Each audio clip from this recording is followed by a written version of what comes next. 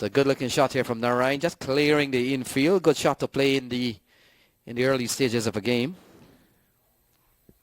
Played with the swing that was going away from the left-hander, and we can see the size of the boundaries are slightly bigger today for this match.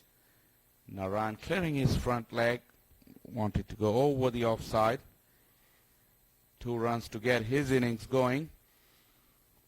And Narayan in the last 2 years he has come on good with his batting, T20 batting.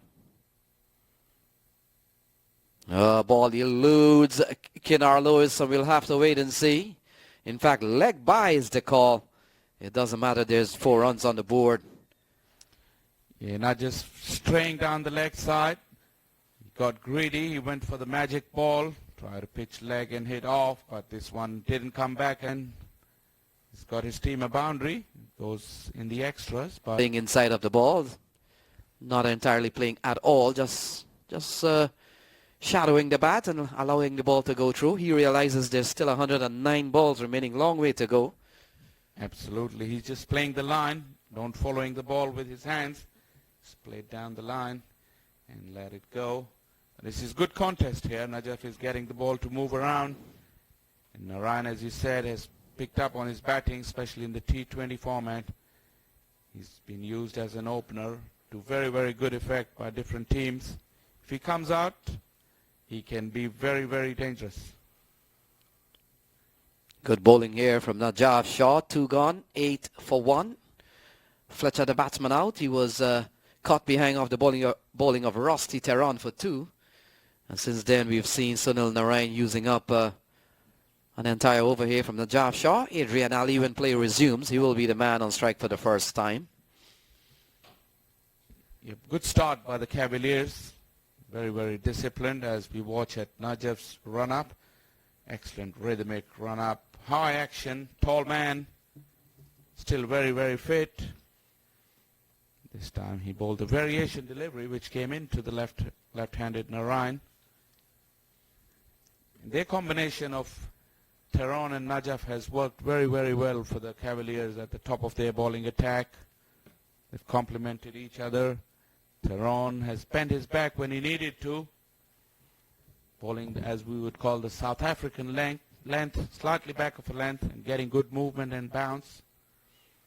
He's already got the first breakthrough. Dangerous Fletcher.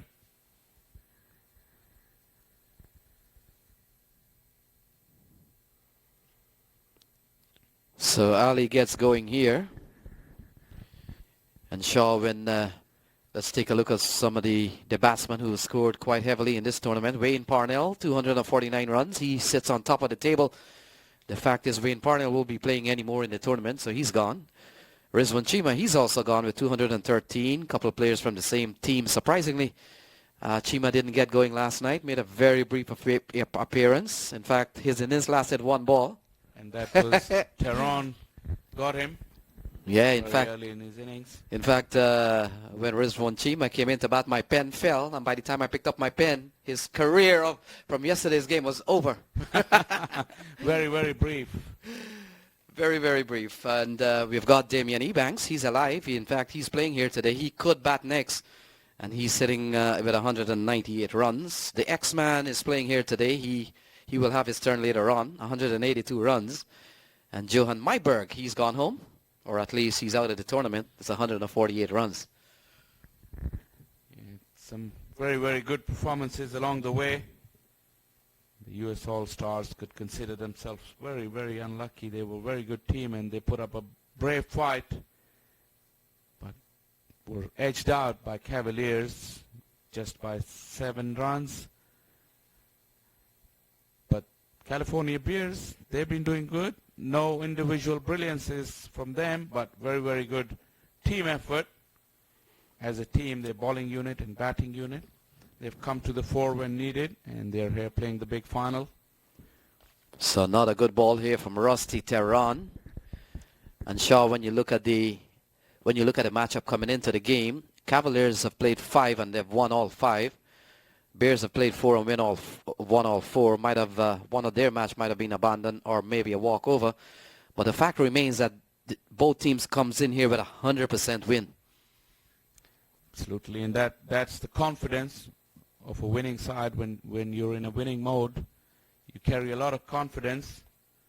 So it promises to be a cracking game of cricket. As Tehran has got the bit in his teeth because he's bowling fantastically. This is in the air on the onside, but sweeper's back there. Yeah, Rusty Tehran has made a good start. He's bowled 9 balls. He's only given up 4 runs, and he has sent back Andre Fletcher. That's the nature of the game, this big final. Both the teams, they're trying to suss each other out, taking their time. Usually belligerent Narayan. He's also prepared to have a look in. Ali's just faced 1 ball, but it has to be said, it's a steady start for the Bears against a very, very good new ball bowling attack of Cavaliers. And we'll run through the top 4 bowlers of the tournament in terms of wickets taken. Rusty Tehran. So here are the top 4 bowlers in terms of wicket taking. Of course, we've got Samuel Battery up there. He's up with 15 wickets. He's out of the tournament. Akil Hussain, he's playing here today. He's 14, so if he gets 2 wickets here today, he will be the man leading the charge. Shazam Babo is playing here today. He's on 9. And Adam Khan, I think it is. He has 6 wickets, so those are your top wicket takers in the tournament. Absolutely, and you look at these charts and some very, very good names, some very, very good talent that was on show here. But only 2 teams out of 24 is here today, and as I said, they're the best 2 teams that have got that far. As Tehran bowling with a slip, but he's got the square leg and fine leg right on the fence in the power play. As he's bowling an outswinger to Akil, who's trying to move right in front of the stumps to cover the swing. Pushes it gently. Yeah, they've had to contend with some very good bowling here. Rusty Tehran and Najaf Shah. And you look at the scorecard here, lots of 1s, 11 for 1. They've lost Fletcher. And between, here we go, not a quality delivery ball on the stumps. A little bit of swing there. Ali does well. That's a good ball. Not much you can do with those. Absolutely good shape from Tehran. He's going to be bowling to the left-handed Narayan. No fireworks yet in this innings. We are halfway through the power play.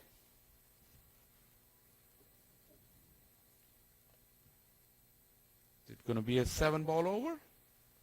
Short pitch delivery, lifting. Narayan lets it go. Wide given by the umpire. I don't know if there's slight discrepancy with our scoreboard or the umpire has lost his count. I think that was a 7.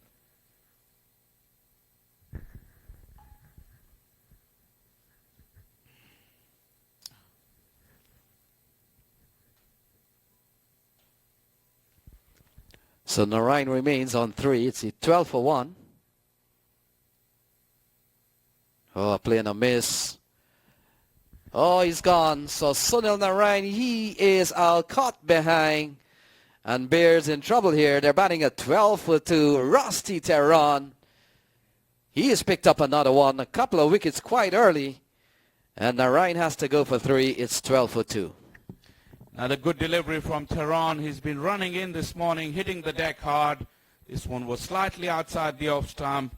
Full, looking for that swing. Narayan's eyes lit up, but he could only edge it to Lewis behind the stumps. He gets another wicket.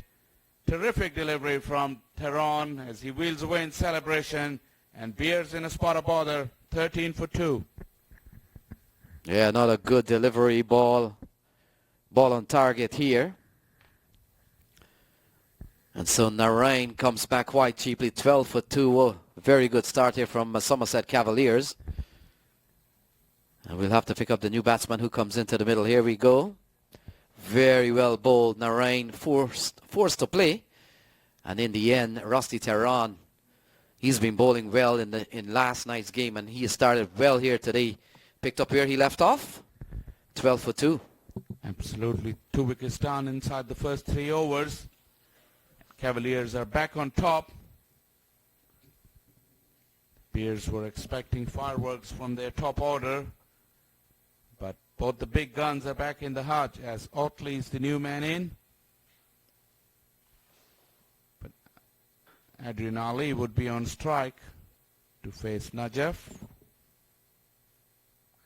Short lifting once again, hit him on the glove, I think. It's impressive bowling from here, and there's a lot in the wicket for these tall, fast bowlers. Yes, and Najaf Shah is this is like his sort of like quote-unquote home ground. He's played for the U.S. All-Stars last year, and this is in fact the year before, and this was their home ground, so he's played several matches here.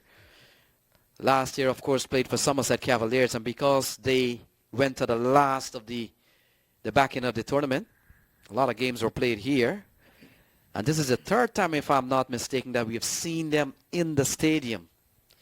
So he's had good chance to bowl on this track. You're right, especially when you got the experience like he has. It doesn't take very long for them to assess the conditions, assess the wicket and adjust their lines and lengths accordingly. Having said that, he was sweating last night when Malhotra got after him. He went for the whopping 30 runs in one of his overs, and that had put the game right in US All-Stars' favor. It's a ball outside the off stump. Good line to bowl here to Utley. So they've lost a couple of wickets if you're just joining the broadcast. They've lost Andre Fletcher for 2, Sunil Narain for 3, both off the bowling of Rusty Tehran. Similar mode of dismissal, caught behind. Yep, Tehran has been on fire. He's in the knockout stages. He's come to the fore, and he's produced his best. Najaf once again. Oh, that's a brave looking shot here from Utley, running up towards the point boundary. And he crosses the rope now. That's a good looking shot from Utley. He certainly broke the pressure a little bit here. Najaf Shah outside the off stump. And a well played shot here off the bat of Utley. He gets 4, 17 for 2.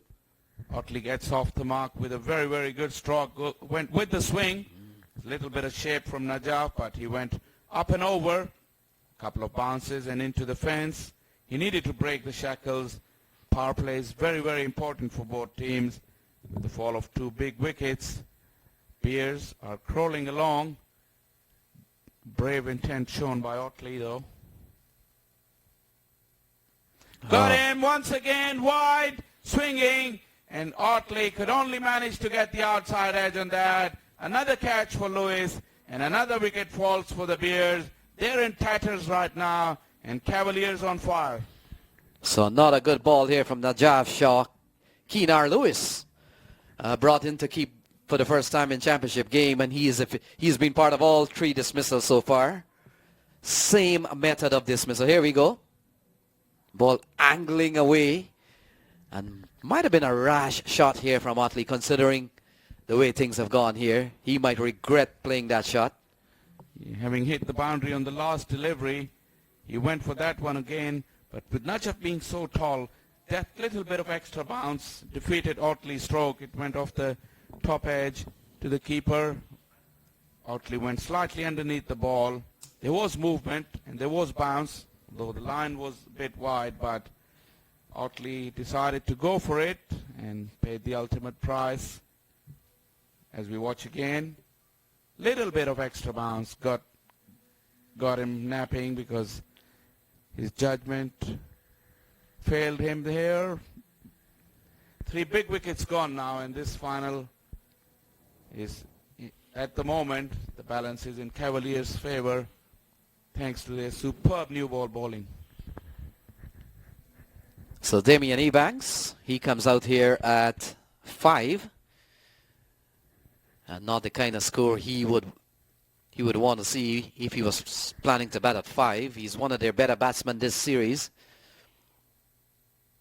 And he's been among the run. He gets a good one to start. Good swing, good carry here.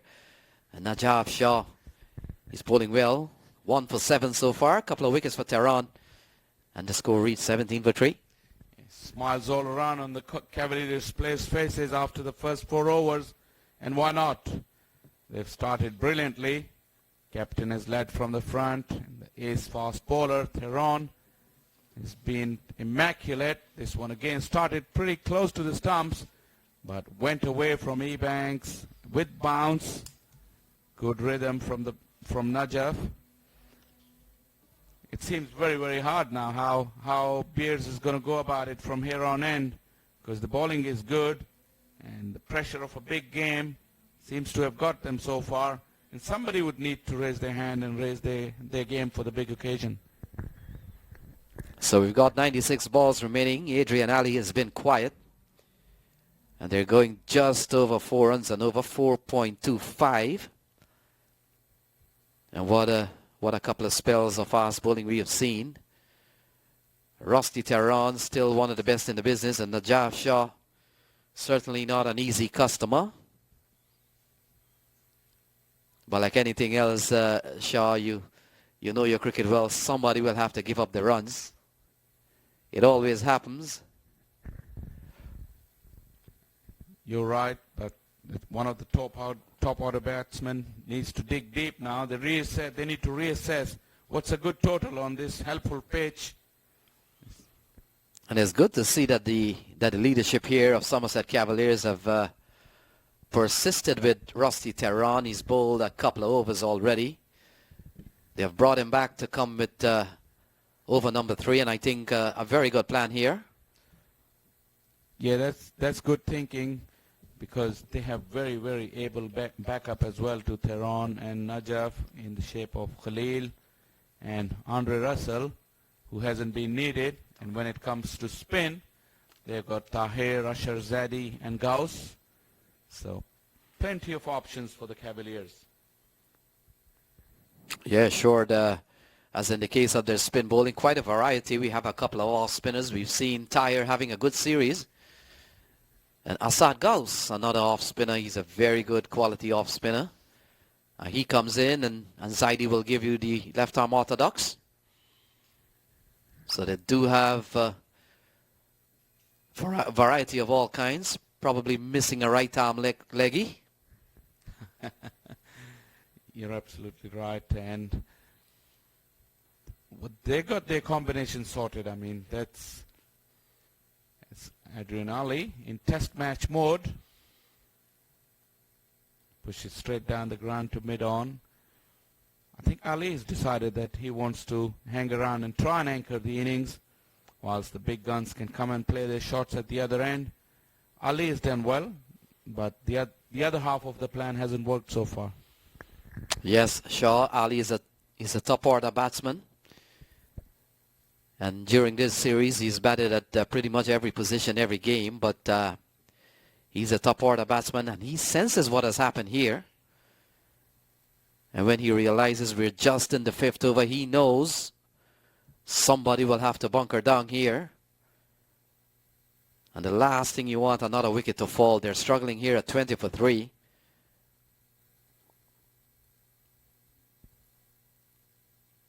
Big shot as wrapped on the pads, Ebanks. He got himself in a bit of a tangle. Signaled as leg by the umpire. Runs coming mainly in singles. Lenny? Yes, Shaw, we've only seen one boundary, and that is off the bat of Utley. And by the way, if we want to keep a tab on how many 4s and 6s were struck in this tournament, here we go, 598 4. We came into this game with 597 4s, and we've seen one already, so make that 598. Oh, cut away. That's a good-looking shot here from Adrian Ali. It goes up the backward point. A much-needed boundary here for California Bears.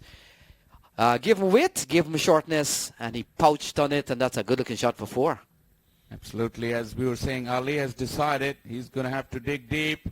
This time he got the opportunity to free his arms with the width on offer, and he just caressed it, didn't try to hit it too hard. Just placed it away from the fielder. Third man was there, but towards the right of Tahir. He couldn't do anything about it. So 8 in the over so far. So 5 overs gone. Ali and Damien Ebanks battling through. 25 for 3, and Shaw just to quickly round up here. We've seen 371 sixes in the tournament so far, and that of course includes games in the stadium and the 3 other fields that have been used for the series. We've seen 25 half-century, and we've seen 700, so one of which was made by Damien Ebanks. And we've seen 10 T20 maidens or whatever the matches were for. So we welcome back Vinod Mamchan. And Vinod, we've seen a good start here from Somerset Cavaliers. They're a very good bowling unit in Najaf Shah, and at the top of the order is always a handful. And they're on. We saw him coming into his own in the semi-finals, and he continues his good work. 25 for 3. He banks Adrian Ali at the crease at the moment. Adrian Ali is no slouch with the bat. And he banks, of course, got 100 in this year's tournament. So it's just a period where they need to consolidate a bit, and still a lot of overs to go. 15 is not a lot, and they can still post a competitive total. Mohamed Khalil, who was one of the stars of the finals last year, is going to continue the attack. It's a good shape again here from the left arm seamer. We see Najaf Shaw getting the ball to move away from the left-hander. And he's had already one left-hander to bowl to Sunil Narain, but he's back in the hut.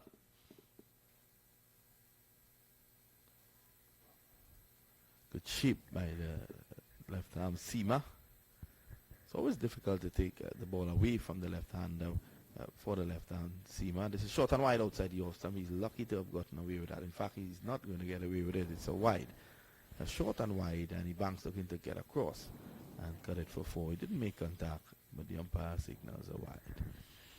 Yeah, that's one of the irony of bowling and within the rules of cricket. Rule number 25, which states that if you've not given the batsman a fair opportunity to score, if you're bowling wide, you will be called.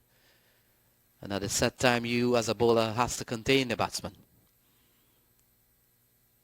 It's outside the off stump again, and allowed to go by Banks. As a cursory look at the umpire, as if to suggest the previous delivery was closer to me, and you call that wide. Yeah, Vinod, a couple of occurrences here. If things goes well, Shazam Babwa, Adrian Ali, they've already been part of 3 winning units over the years. What about Najaf Shah? He has won the last 2 titles, 2016 with the US All-Stars and last year with the Cavaliers. Yeah, in sure. the finals again.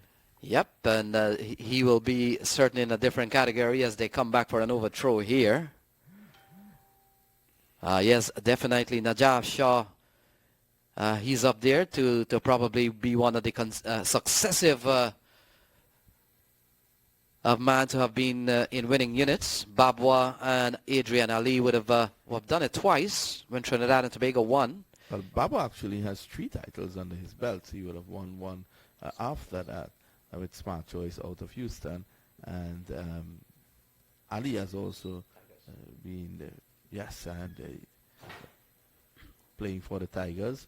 He has now switched allegiance. This is a beautiful delivery. It drew him into the shot, and then there's peel off and just missing the outer half of the bat. And Ebanks has to just negotiate this difficult little period here. Yeah, a lot of players, quite a few players on 3. Well, Ebanks is on form, and he's not in good enough form to have nicked that last delivery.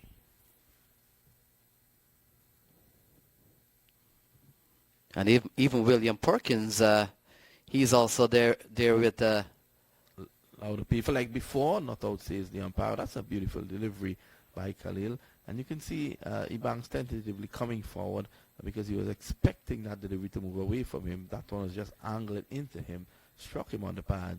I like to see they thought probably for height. He got away based on height. He's a tall man and he struck him on the tripod. Well, the score is now 29 for 3. He bounces on 3. He's the captain of this unit. And Adrian Ali, the pocket dynamite, is on 10. So rebuilding mode here for Adrian Ali and certainly Banks. Interesting to note, Vinod, they've lost their 3 wickets in the very similar dismissal fashion. Caught behind, Keenar Lewis picking up 3 catches behind.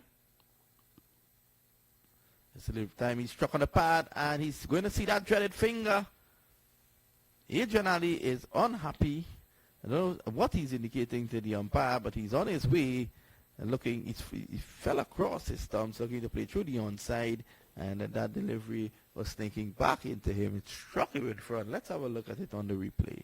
He's signaling as if to suggest he was way down the crease. This is not a good behavior from Adrian Ali. You have been given out by the umpire. You just need to walk out. Well, if he didn't get back onto that, that's plumb in front. That would have taken the middle stump and take it a long way as well. I think he's suggesting that it's going down the leg side. My oh my.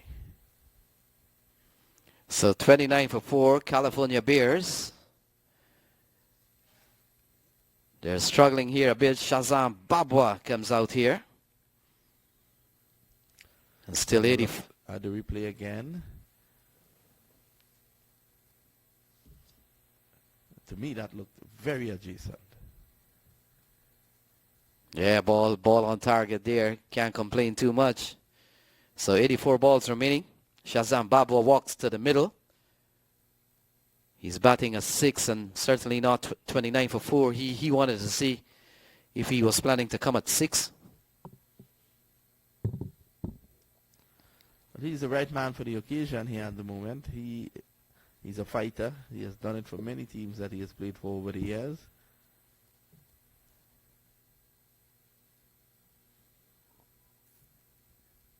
So it could be a bowling change at the top end of the ground. So Rossi Tehran gets a break. 3 overs, 2 for 13.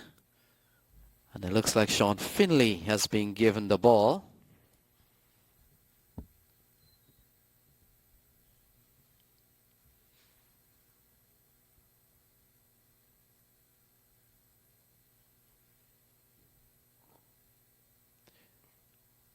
So Sean Finley, has played briefly at the West Indies top level. And we're coming out to bowl to Damian Ebanks. And Ebanks, the way things have gone here, Vinod, has been quite subdued so far. Yes, well, the ball is not coming onto the bat as these guys would like. Again, you're seeing the early morning game. Started at 10, so it shouldn't be as bad as it was for the previous games that got off around 9 o'clock. So ball guided away up the third man, just a single. And Mohammed Khalil. Good showing again here by Somerset Cavaliers, and if they win this game here today, they're really on a winning streak. They have won 10 games in a stretch here at the US Open, dating back to last year. And this is match number 11. Should they win this is a winning streak extending to 10 games so far, and this is the 11th. And like anything else, it doesn't matter about the other 10. This one is championship game. Yes. Well, including those 10 victories on the trot, would have been another championship victory. The finals last year. And we know the part of the country where they come from, Somerset Cavaliers, of course, as the name suggests, from the Somerset Township in New Jersey. They're one of the top teams there locally. Although, like anything else, they don't have the services of Tehran and a couple of the, like Andre Russell is not around at the local level. Keenar Lewis is not around, but still, a couple of the guys sitting on the bench, they're excellent cricketers. The This delivery is played away to a wide-tailed man for a single. The score moves on by 1. It's now 32 without loss. Sorry, I'm saying without loss for 4. I'm becoming a Bears fan. Yeah, 32 without loss is a dream here for California Bears.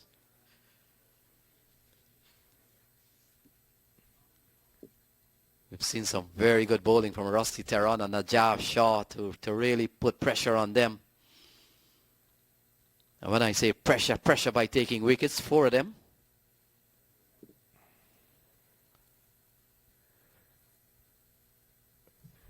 Well, Baba has acres of space just on the onside, and he pulls this one away from outside the off stump down to backward square, 3/4 of the way to the boundary, and gets a single.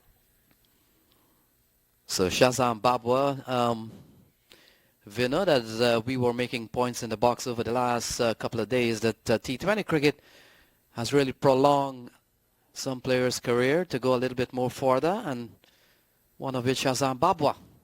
Yes, it has. He's an excellent T20 player, and the advent of T20 over the years really prolonged his career. He himself would admit that he wanted to give up, but he's still a valuable asset to T20 cricket, can bowl off spin, can hit the ball, and he's still among the runs from time to time.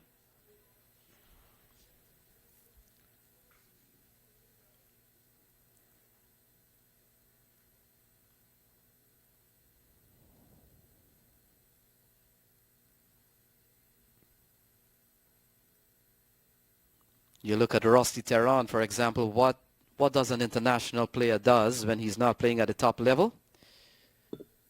He looks around for T20 cricket, and really valuable asset is Rusty Terran, Wayne Parnell. Yes, these guys, they have become journeyman cricketers, and they have been going all around the world in every little league and playing, some of the top leagues as well, and they've kept their careers, alive, and they've kept themselves relevant in terms of the sport. Yeah, you look at the performance of Wayne Parnell. What he didn't do with the ball, he came up with a bat. And in fact, along with Malhotra and Rizwan Chima, he was really the top 3 batsmen for US All-Stars. So Khalil will continue his 33 for 4.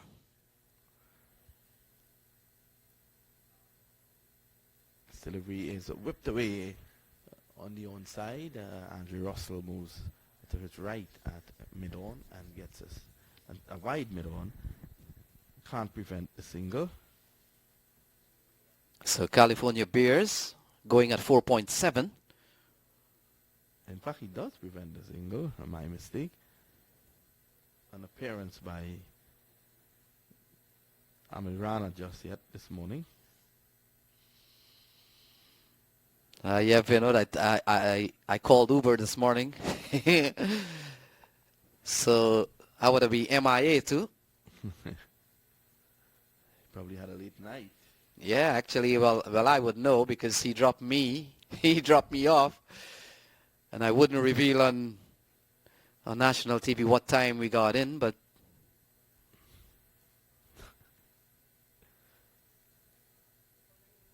Probably dropped you home just with enough time to have a shower and turn back and come to the ground. 33 for 4. well, I couldn't get through to him this morning, and I would blame it on technology and says he didn't have a phone charger. One hopes that he's okay. I wonder what suit he's wearing today. That could be the issue. Probably doesn't know which one suits him to come to this final, such a big event. Yeah, I'm sure he'll be on the main stage at some point, or Finds himself there. so 33 for 4. Amir Rana has great footworks.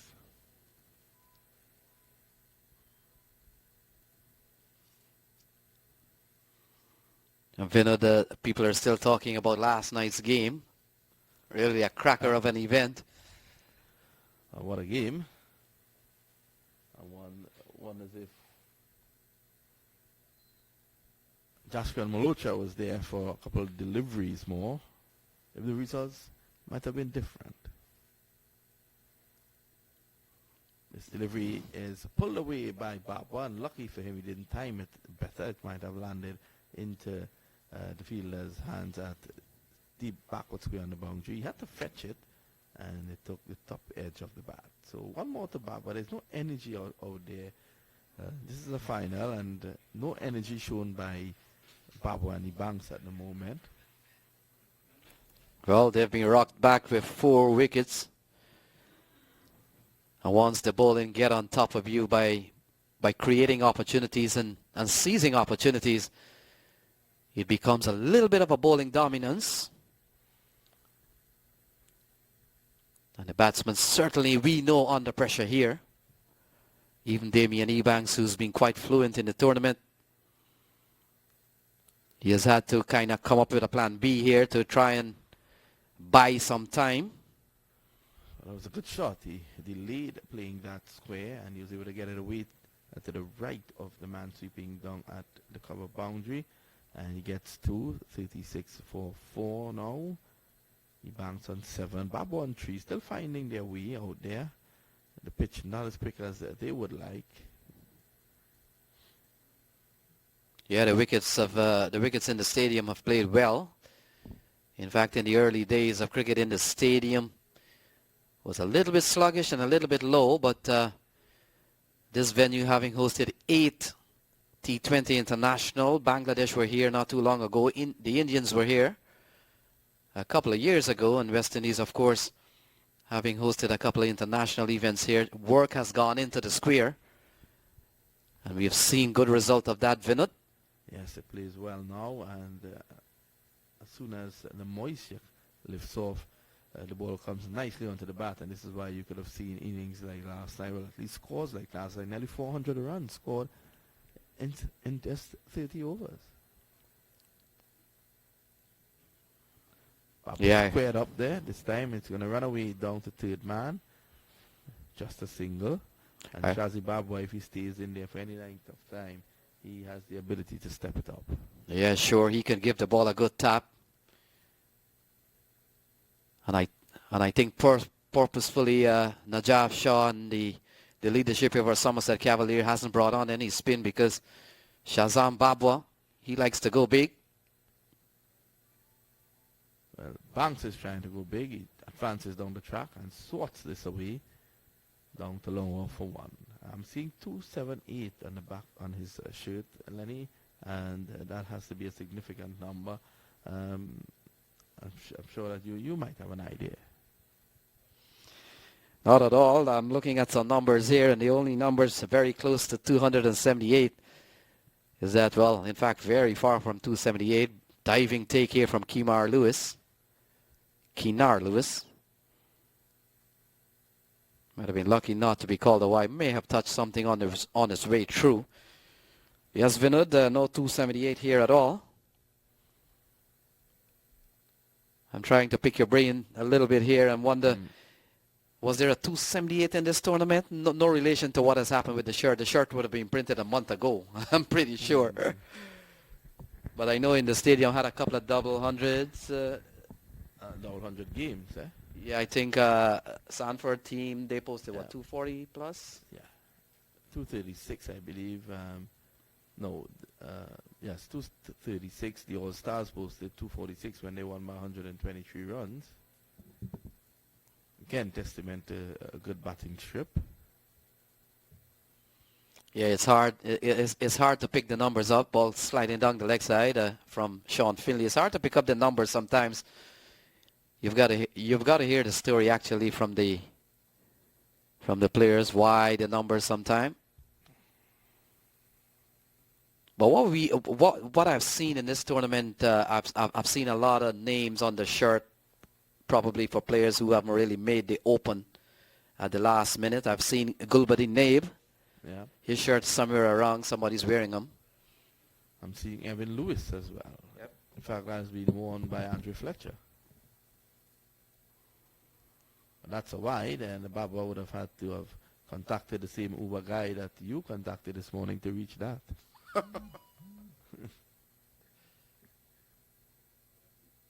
Yeah, pitched and moved further away.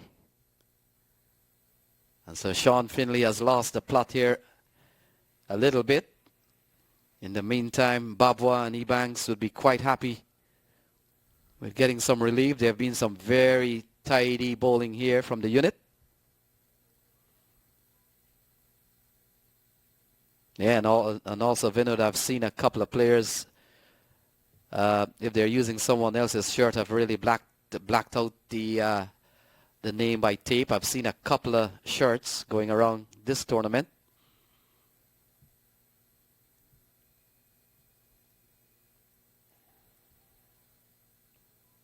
Down the leg side should be called wide, and it is.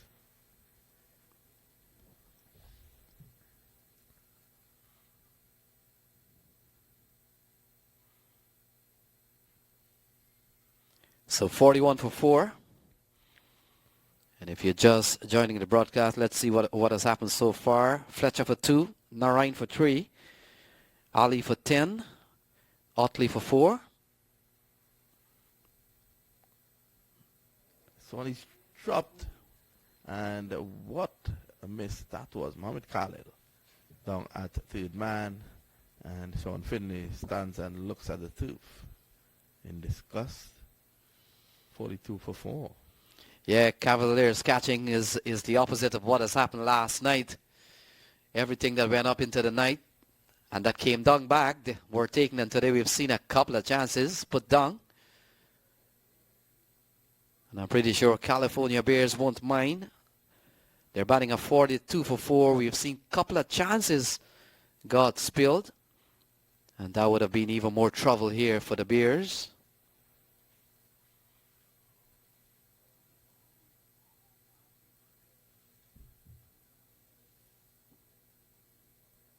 Khalil has an opportunity to make amends. He has the ball in his hands now. Yeah, he's bowling a 2 for 7. Couple of overs, ball hitting him on the chin. And the irony there, Vinod, if you take the catch, you don't get hit. Yes. That's after the fact. Short delivery and helped the way around the corner. Not timing it well back, but the ball was not coming onto the bat. So he's having difficulties with his 2-pace pitch.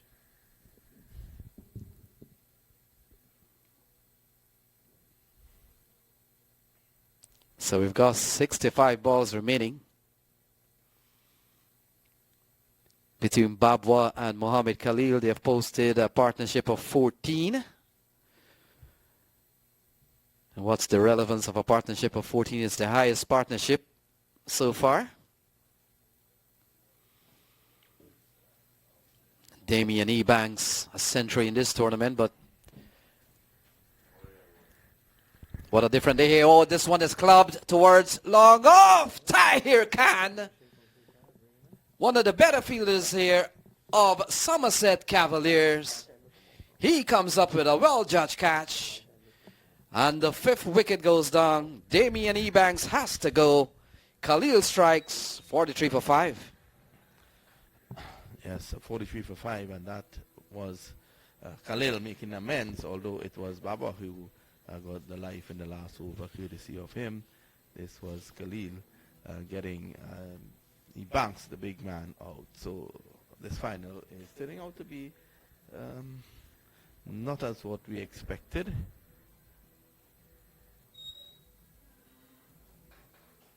Shafazal comes in, and pretty soon there'll be, in fact, probably it's a good time now to have a double change, as he is bringing his good friend with him, the man from Iva's School of Broadcast. Come on here, Audley. Thank you very much, Vinod and Lenny. The stranglehold that the Cavaliers has got over the Bears, nothing's changed since we last left. Not many runs being scored, and wickets are falling as well.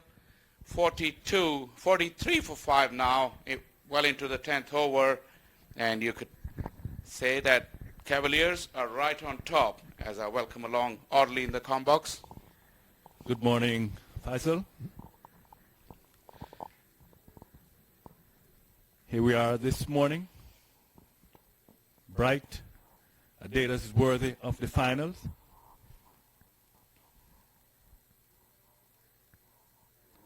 Short lifting from Khalil. Chin music for Babua. Must say he played well though. He swayed out of the line at the very last minute, given as wide by the umpire after confirmation from the square leg umpire that it was over the head. Good delivery nonetheless. Rightly so, given a wide. And what a difference a day makes. Yesterday morning it was very overcast, and eventually, you know, we had some rain, curtailed play. But we are here today, bright and sunny, in sunny South Florida. Big shot. Umpire shakes his head. Excellent delivery once again from Khalil. Swinging back into the right-hander. Hit him slightly high as Babua is rubbing his thighs. Smiles all around. Yes. Good delivery. And the wicketkeeper was down on his knees as if he was begging the umpire for something. But of course, he was not interested. I don't want to sound like a broken record, but last night, too much can't be said about the shootout. I call it the shootout and OK Corral. The main protagonist being beaten outside the off stump through to the keeper. Once again, terrific delivery from Khalil. Going back to last night, and oddly you're right, that was the game of the tournament, and everything hinged on small mistakes here and there. But we have to commend the umpires. The decision that caused the stir last night was reviewed many times during the night, and it was concluded that that was a top decision under severe pressure by the umpires, because when the bails were broken, Tariq hadn't crossed Malhotra, and the right decision was made after a lot of fuss at the time, which was quite understandable. As the next one's been edged to the boundary.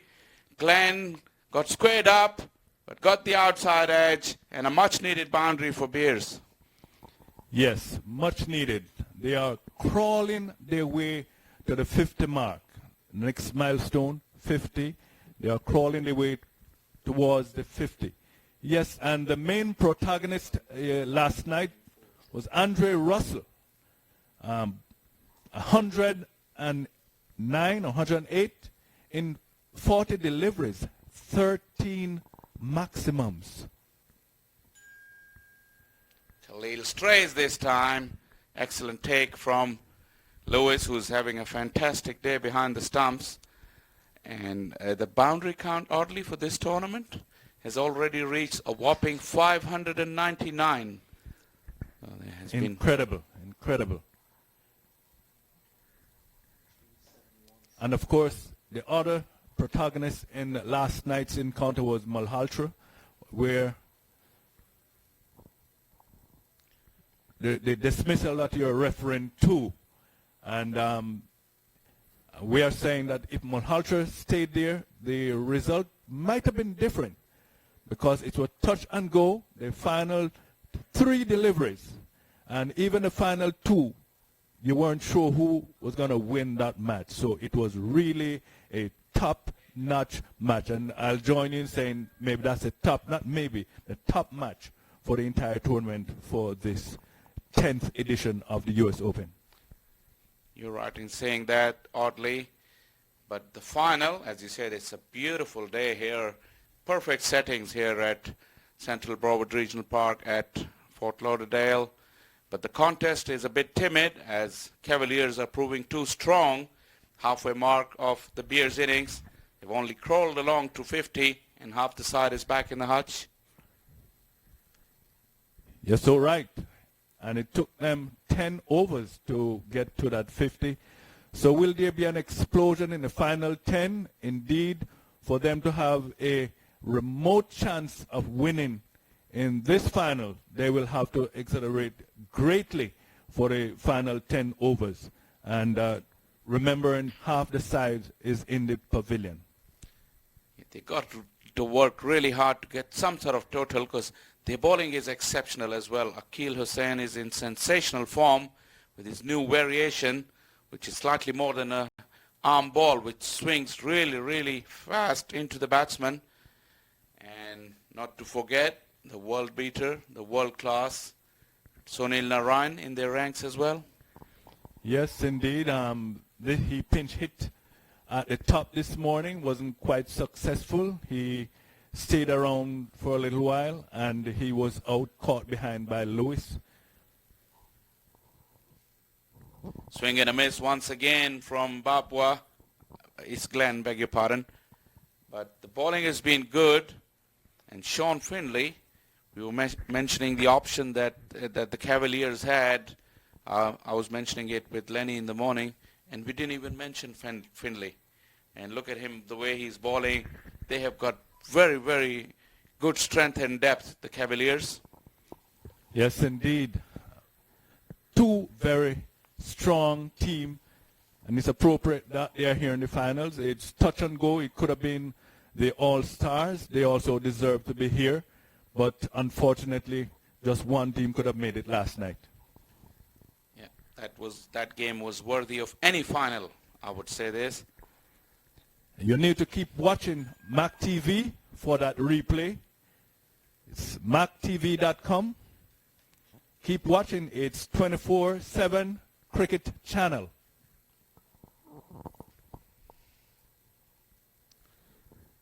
This tries to guard it past Zaidi. He's sharp at backward point. Yeah, the Facebook page of the maqtv had highlights of all the games, all the big games that's been happening thick and fast. So if you're catching up on the weekend, you can go back and watch some of the scintillating action here that had been happening last few days. An absolute pleasure, this event, to be part of. Indeed it is, and it's getting bigger and better every year. More international players have played at the, not just from different countries, but as player of the highest level for their country, and they are playing right here in the U.S. Open, especially the 10th edition this year. Yeah, 11 overs gone, and oddly the fact remains that there's been no spin yet, although Cavaliers have got in their ranks the likes of Zaidi, Tahir and Gauss, but still they're persisting with the pace attack. The pace battery is four-pronged, and we still haven't seen Russell as yet, so that's the depth I was talking about in their lineup. Yes, but even last night, with all what is happening, Russell did not bowl, so we are wondering, we were speculating if his arm, his shoulders, maybe he is trying to stay away from bowling, keep those shoulders well, strong and rested to hit the balls over the boundary.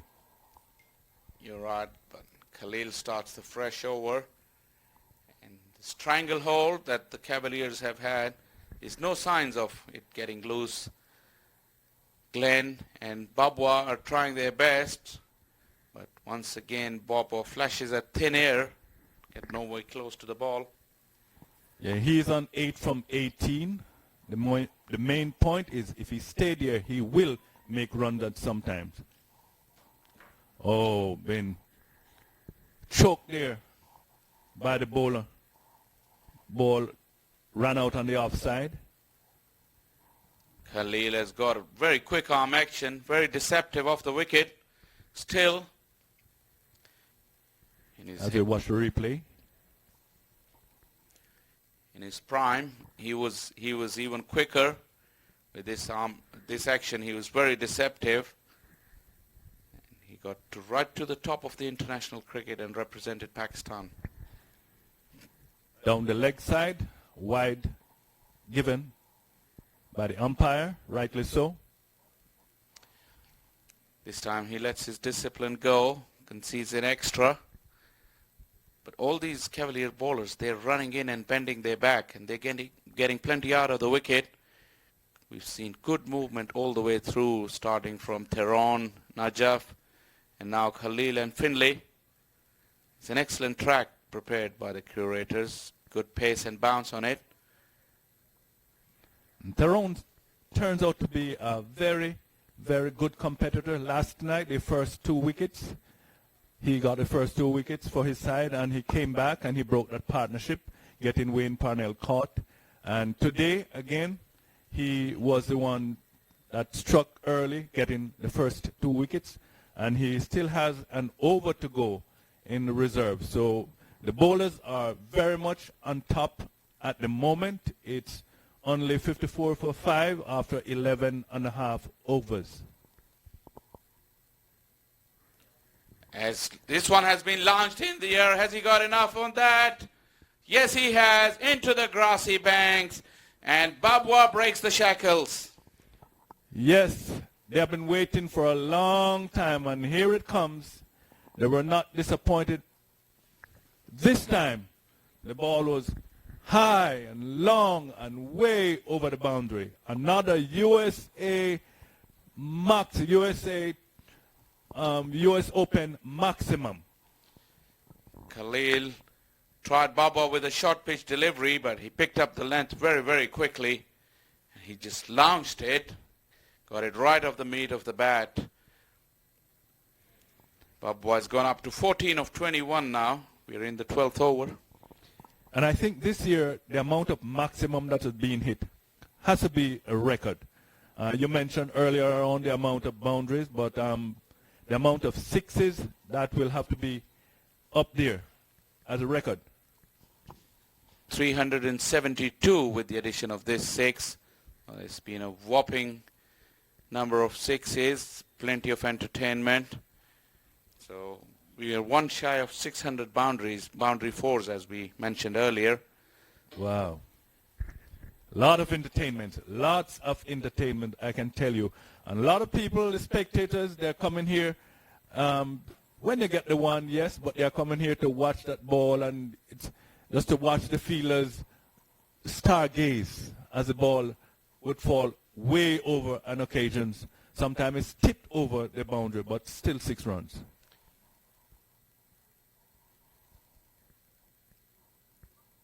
Slow delivery from Khalil deceived the attacking intents of Glenn, as this over has been brought to an end. 12 gone now, 61 for 5 beers. Yes, they'll have to step up the momentum. We need someone to put an added impetus there, because the overs are running out. But I think they are doing a wise thing, seeing it's only 5 wickets to go, so they are trying to stay consolidate, keep the scoreboard ticking, and then maybe the final 5 overs, they'll open the shoulders and start hitting the ball away. That was a much better over considering the previous ones. 8 came off that. So that's the kind of rate they need to continue. But they have to make sure as well at the same time, because they can't afford to lose any more wickets in a rush. Their bowling is really good. So runs on the board in this final could be very, very important. That is so true. They just can't afford to lose any more wickets at the moment.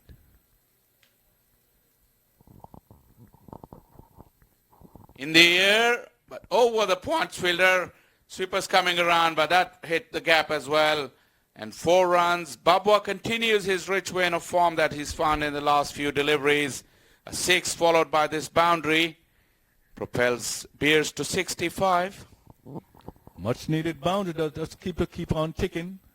The 1s, the 2s, the 4s, the occasional 6, and then when the right time comes, then they will start go buccaneering.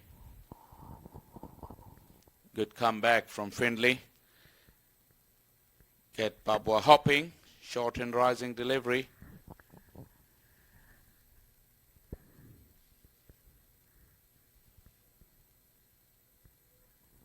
Bowler walking very slowly back. Babwa looking to get through the gap. Zaidi's deep at backward point.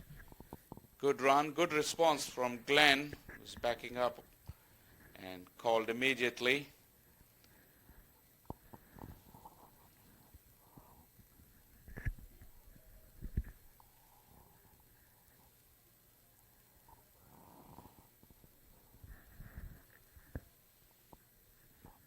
Six for 5 after 12 and a half overs. Slight field adjustment for Glenn as Russell's move into a wide slip, almost in a third slip position. Fine leg is up in the ring as well. That gap that was created results in a single for Glenn as Findlay had to go and fetch the ball himself. 6 of the over so far, Audley. Yes, not bad. And that one, just as you mentioned, the vacancy that was created. Batter, Babwa say, thank you.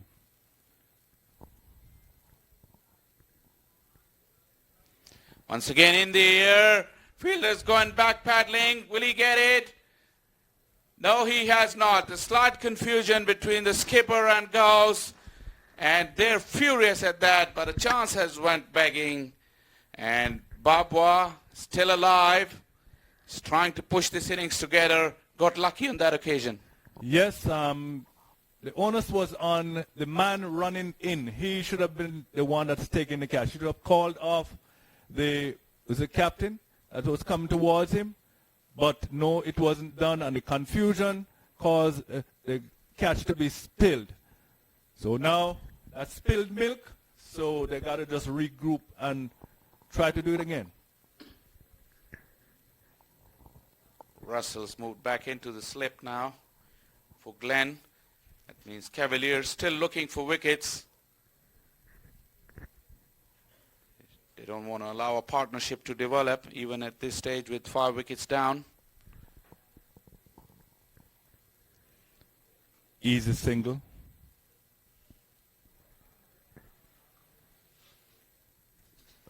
End of the 13 overs. 8 runs off it. Once again, another good one for the Bears. They're looking like getting some sort of momentum. 16 are coming off the last 2 overs. 69 for 5 after 13 overs. Indeed, they have upped the momentum. And yes, they need to do that plus, because if they are entertaining any chance of winning this match. We know cricket is a game of glorious uncertainties, but they need to post something that they can defend. So up to 10, 11, 12. As we look around this beautiful day here today, the sun is out in its full glory. The cricket is exciting and exhilarating. And these images coming through to you. Our production team is right on the button today. As we watch spin, as about to watch spin for the first time from the southern end, the left arm orthodox spin of Ashar Zaidi has been called into action by Najaf, and he's going to start his bowling to the left-handed Glenn.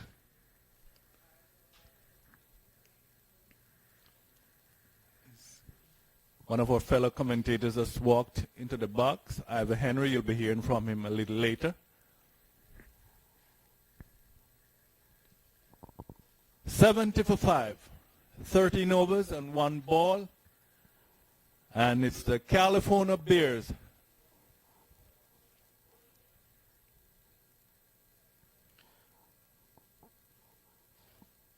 And will the...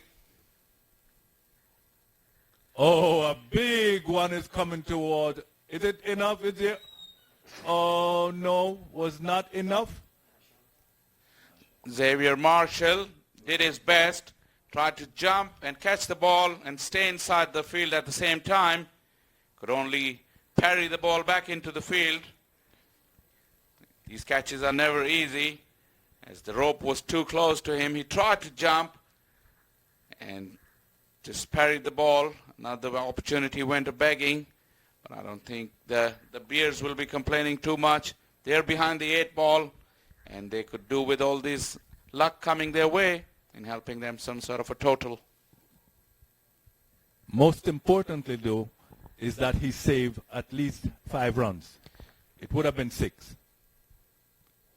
It was fairly reasonably struck as we watched Zaidi. And this tournament, we've been watching the left-arm spinners coming with a new variety that can be called either an arm ball or exaggerated swing on the ball. As this one again with the angle went away from the left-hander. Couldn't get hold of that. And the past master of that in this tournament has been Akil Hussain. He's found that new variety. He just slides the ball into the right-hander as if a big booming in swinger. And we also saw a couple of batsmen just shouldering arm and getting ball to leg before. This one didn't swing at all and eludes Lewis. Oh, wonderful work down behind the keeper by Sean Finley. Prevented what would certainly be four wides. Still got 3 runs to the total. 5 of the over so far from this Zaidi over. This one has been launched over long off and it's going and gone. Absolutely no doubt about that one. It was always going to be 6, just a matter of how big. He got hold of that all right. And Glenn giving good support. Baba has been on a bit of a roll lately, but this time it's been Glenn. And the partnership propels once again, clearing his front leg. And it was in the arc as he swings at this one again and finds the boundary. That's back-to-back boundaries. And Glenn is joining the party and Bears are making a comeback. They have definitely upped the ante. Yes, this is what we've been asking for. They wisely stayed in the middle just before the 10th over and consolidated. And now they have opened their shoulders and hitting the ball for 6s and 4s. 15 of the last over, so that makes 31 of the last 3 overs. And that has been partnership of 41. Yeah. And okay, we got a slight change.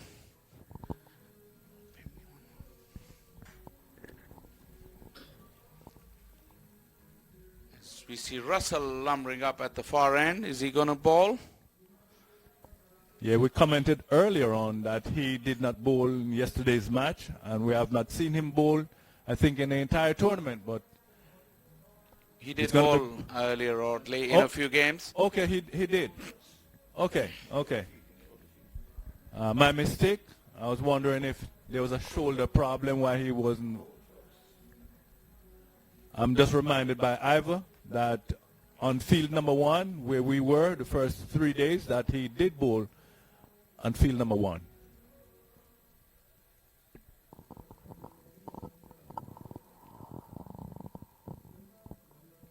The partnership has brought some hope for Bears. 41 runs partnership. They were 43 for 5 and reeling when these two came together.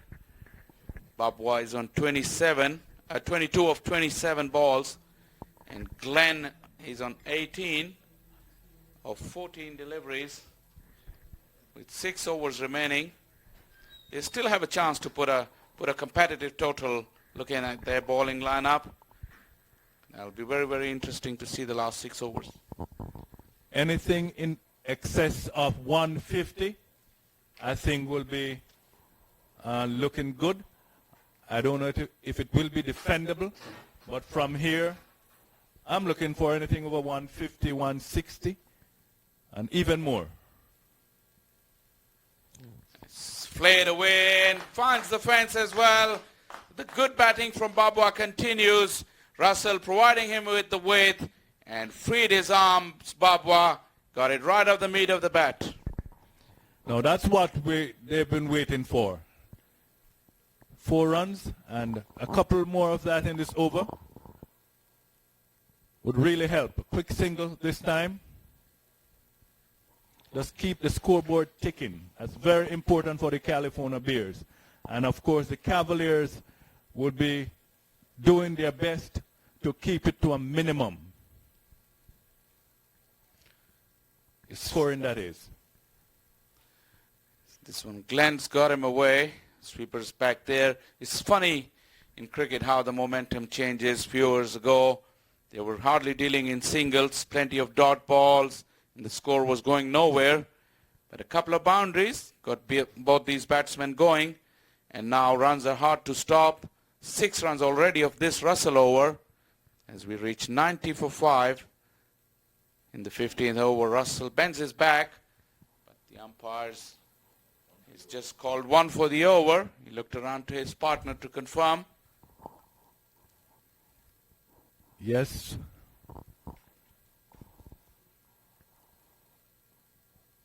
Oh. One bounce. 4 runs. Top edge this time from Babwa as he went for another cut shot. Russell's bending his back, but too short. And Babwa, as they say, when you flash hard. That's what he did. Got another boundary, so that's 10 off the over. And 15 gone. 94 for 5. As we have a slight So you'll hear a new voice. Lenny is going to take charge from Utley. And I'm going to be replaced by Ivor Henry. Well, at the end of that over, it's Russell in his first over, giving up plenty, all of 10. Good morning to all the folks out there, and if it's evening or night for you, we want to say welcome to the 10th edition of the US Open Finals. It is a Sunday here for us, 94 for 5, and we're saying we're into over number 16. So 15 done and dusted. Good morning, Lenny. Yes, thanks, Ivor. We have seen a 51-run partnership between Glenn and Shazam Babwa. And Shazam Babwa, no stranger to the U.S. Open. In fact, he's been with winning teams. He's been a couple of times with Trinidad and Tobago. He's come back with smart choice over the years. And now he's into the final here. And he's batted well considering what has really gone on, as we see Najav Shah gets a second spell. The captain, he bowled relatively well at the top. Sent in a couple of good overs, 1 for 7 when he bowled, but you've got to say things have really changed in the matter of a few overs.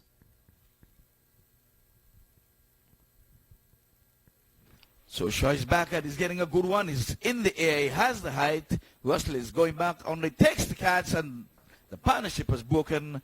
I would wonder if anyone is knowing that I'm in the com box and I would have bought a wicket. My word.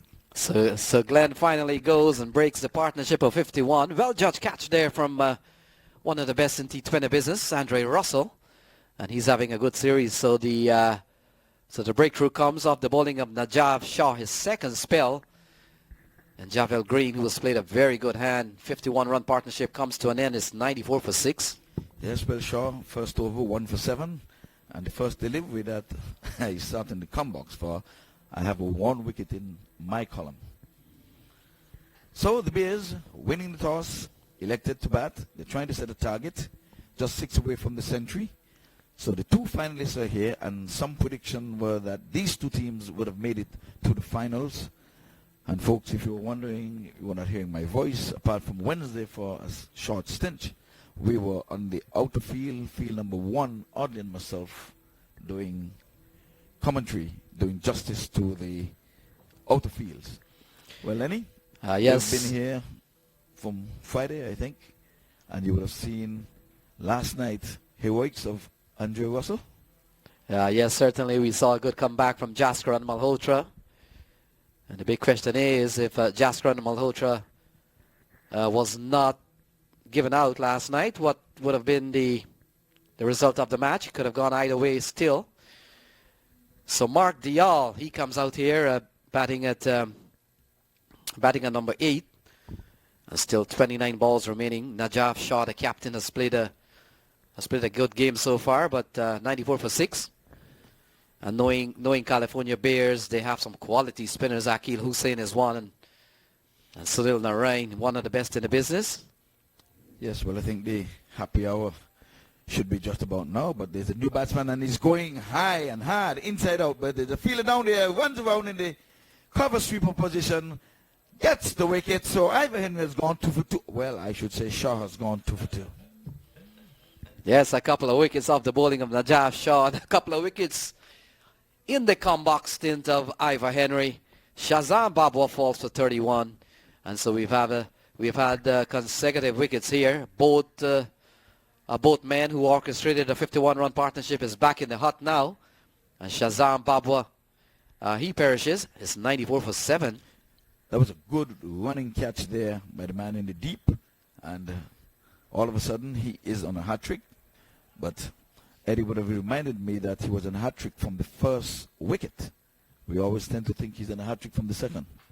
But the hat-trick starts from the first.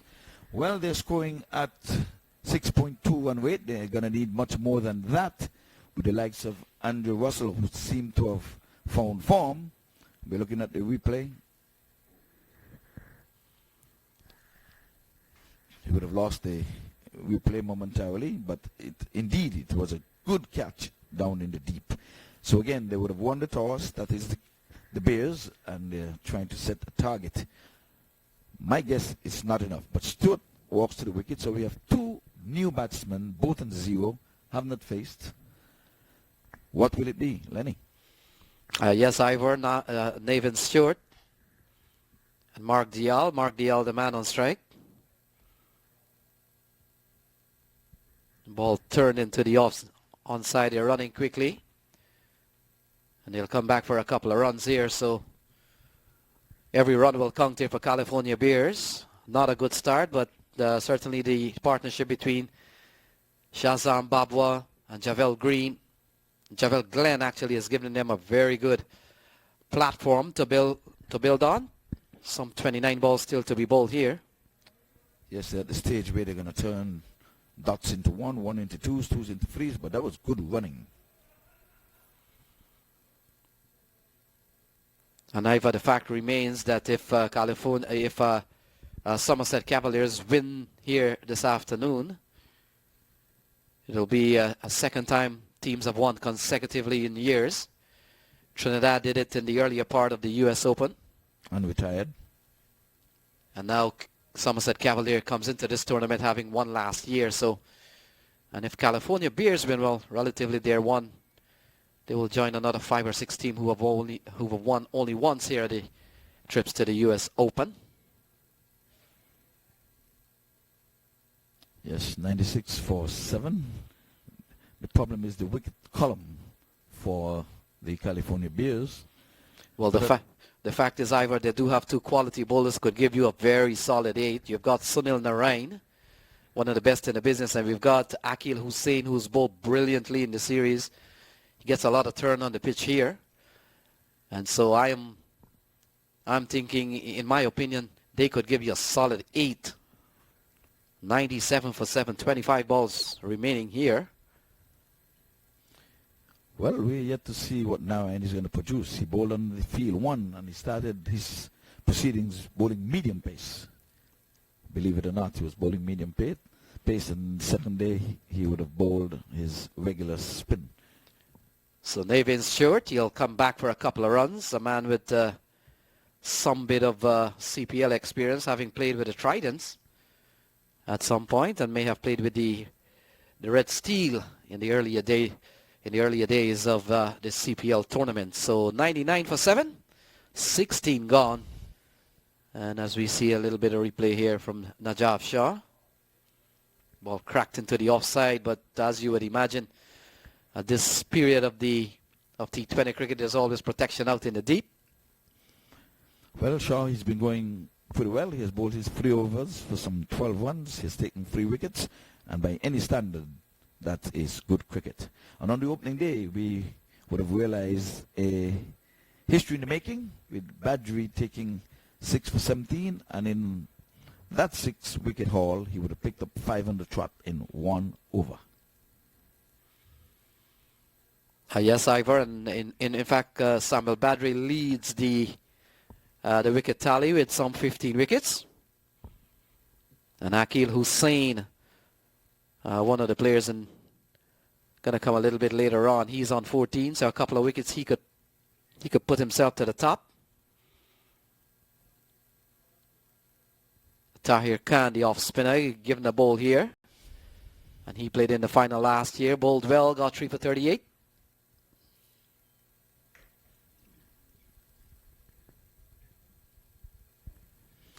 And with all that rain yesterday, the field is still lightning fast here on this Sunday morning. So ball played into the onside. Good looking shot here from Mark Dial. And he'll pick up a couple of runs. So Mark Dial, he goes up to 5. And Mark Dial, the son of Dion Dial, who would have played first-class cricket for Trinidad and Tobago at some point. 100 comes up here for California Bears. Very psychological score. Yes, the 101 Dalmatian. Who let the dogs out? 10th edition of the U.S. Open. So big shot here from Mark Dial. He clears long on. And it goes for a maximum. It's 107 for 7. That's a good-looking shot here from Mark Dial. Yes, indeed. He's a good cricketing shot, but the party is on at this time. We're in the over number 17, so they've got to go gung-ho. 107 for 7. They're going to need much more than that, although you're saying 8 overs out of that should put them in a spot of bother while chasing. So it could be a leg by here, and we would really want to say thank you for all those tuned into the feed. Several ways to watch. You can watch on Facebook. You can watch on maqtv. And so we want to thank you, whoever in broadcast land. Thanks for tuning in today. And outside of the United States, if you're watching from the UK, it could be late in the afternoon. And if you're watching in Asia, it could be early night there. So we want to say welcome. Thanks for the company. This one is driven.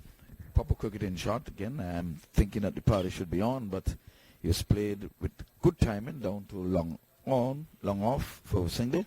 109 for 7. So Dale, he is in double figures. He goes on to 11 from 7. Stewart keeping company, 3 from 2. He's bowled him, cleaned him up. So Ivor Henry is a wicket taker in this Sunday morning. Yeah, that's 3 in a row for Ivor Henry. In the meantime, Mark Dial, he goes. Tahir Khan, all straight on the stumps. A cross-looking shot there from Mark Dial. And all of a sudden, California Bears, they've lost their 8th wicket. They're batting at 109 for 8. 18 balls remaining. And a good bowling performance here by Somerset Cavaliers. But runs on the board. Runs on the board. That's right. But let me remind you that I was always a wicket taker. Remember how many guys I stopped in the 40s? At one stage, they had to make me stand up for a guy to make a 50. Every time they were in the 40s, you remember about 2 years ago? They would always get out in the 40s. Always. So Vinod had to say, I think you need to stand. And I stand. There goes the first 50 of the tournament. That was about 2 years ago. Well, here it's cricket, lively cricket. Yes, indeed, you're listening to, I guess you're watching on the maqtv.com. And we're coming to you live from Central Broward Regional Park in the beautiful city of Lauderhill, in the county of Broward, in the state of Florida, and in the country of the United States of America. This is the 10th edition of the U.S. Open. Going, and going. Yes, Ivor, as we see Akil Hussain comes out to join Navin Stewart. Najaf Shah will finish up here. 3 for 12. Oh, he found himself in all sort of tangle there, batting like a real lower order. That was a loosener. That's a worse delivery from Shaw. And rather than belting it over the deep backward square leg, he knotted himself in all sort of tangle. But a dot goes into the scorer's book. So some of the teams that have won at the U.S. Open over the last 9 years, Washington Tigers, United Chargers, Trinidad and Tobago a couple of times. Smart choice, U.S. Tigers. 2015, it was completely washed out. And then last year, in fact, the year before, All Stars won against Al Masafi out of Afghanistan. And last year, Somerset Cavaliers, they have won here, Ivor, and so they have returned to the arena, to the scene of the crime. It's 110 for 8. Yes, well, this tournament started a day earlier than usual. Started on a Wednesday. In all of the 9 previous years, it would start on a Thursday, go to a Sunday. But now it's Wednesday And for the first time, we're having the youth tournament, which is going to take it over to Monday. Yes, Ivor, and I think starting on Wednesday has really paid off. Yesterday rain interruption. That was sort of like the reserve day by starting on Wednesday. So what happened essentially yesterday, although we were delayed like 4 hours yesterday, we were still able to get play and we were back on track. If you weren't here yesterday and you just showed up here today, what rain you're talking about? That's right. We're under bright skies. The clouds are still no signs of rain, no threat of rain. Beautiful South Florida day. And when you hear about South Florida, if you're a tourist in the area, we welcome you. If you're a returning resident, we still want to welcome you. So ball guided away. Good looking shot here from Akil Hussein.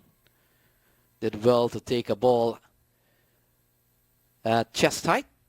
And he kept it down well. Picks up a single, 111 for 8. 14 balls remaining. So a couple of changes for Cavaliers coming into this game. Gajanan Singh is in and Asad Gauss at the expense of Shahir Hassan. And so Gajanan Singh gets a chance today along with Asad Gauss.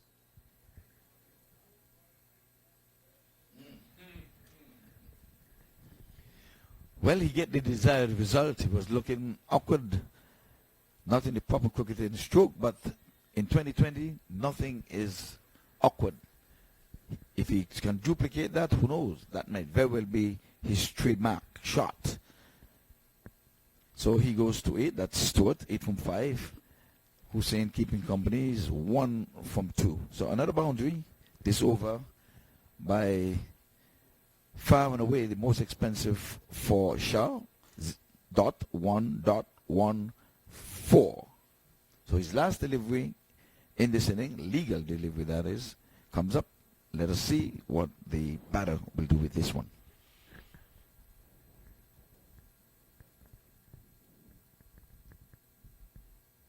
Well, he's going after him. He's going high. He's going far.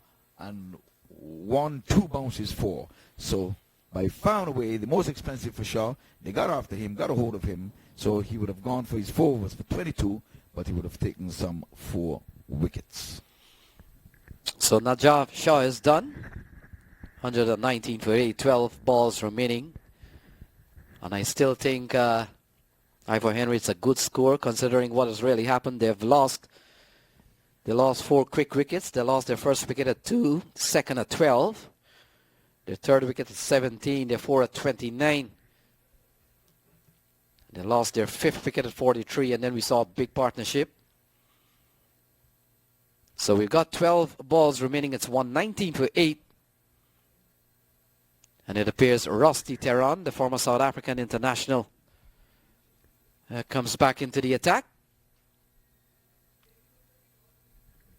Yeah, I wonder if that was a cardinal sin because the long off was up in the 30-yard circle and that went over his head and 2 bounces down to the boundary.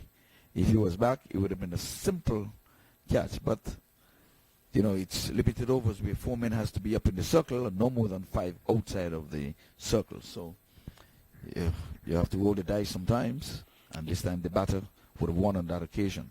Yeah, Rusty Tehran comes back into the attack here. And one of the things about Rusty Tehran, the former South African, he's not only gotten wickets, but he's gotten them early as a bowler. I remember last night he started and he got a couple of wickets in his first over. Got Rizwan Chima and Kinara, one of the other batsmen. And then today he got 2 quick wickets again. So he's been getting wickets in the early stages of his spell. And a good one going over the back of the bowler. Must have got a touch on the way because it was not signaled wide. There's an appeal from the keeper. But he's not going to be able to bowl his 4 overs. He would have bowled some 2 overs. This is the penultimate over. And he would have taken some 3 wickets. So, don't know if it was a miscalculation there. With those sort of figures, you would have thought he would have been bowling his allotted 4. So 11 balls remaining.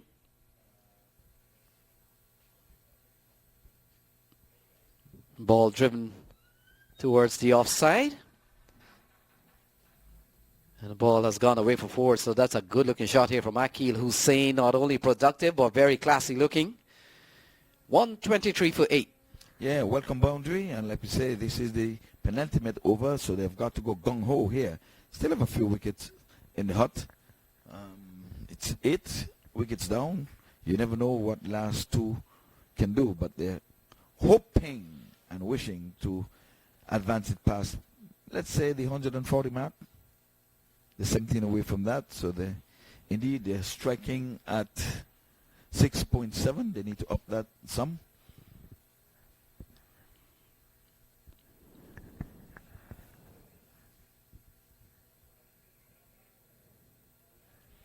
Oh, Banging ball this whipped one into away. the That's a turf. good-looking shot again from Akil Hussain. 1 bunks 4. So he is fighting back. He has gone up to 9. And we've got 9 balls remaining. It's 127 for 8. Very good over here for California Bears. And again, bowler guilty of straying down the leg side into the pad of the southpaw, and he just whipped it over the short fine leg and down to the boundary. 1 bounce 4. So 2 boundaries in this over so far, and we still have 3 overs left. 3 deliveries left in this over. Yeah, Rusty Tehran, his costliest over coming into this one has been 7. He's gone for 8 in 2 consecutive balls. He's bowled a dot ball 2. And so by all means, his most costliest over. Yes, so he's gone for dot 4-4. So let's see if he'll get a hat-trick of boundaries here. That is the hope and wishes of the California Bears.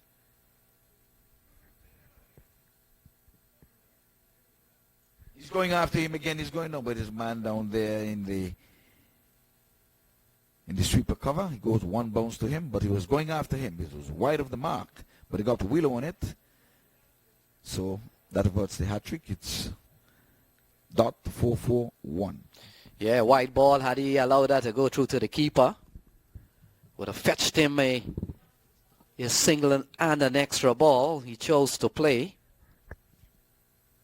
Got a single. It's 128, 8 balls remaining. Rusty Tehran has had a good series.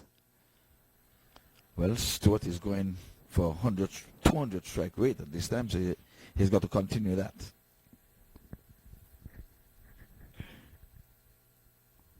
Good bowling here from Tehran.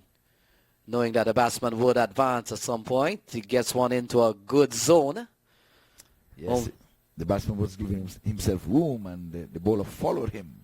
That's good thinking on the bowler's part. He cramped him for room. He can do no more than just get willow on it and turn it down to the deep mid-wicket area. Tehran has made a good comeback, but he's gone for 10 in the over.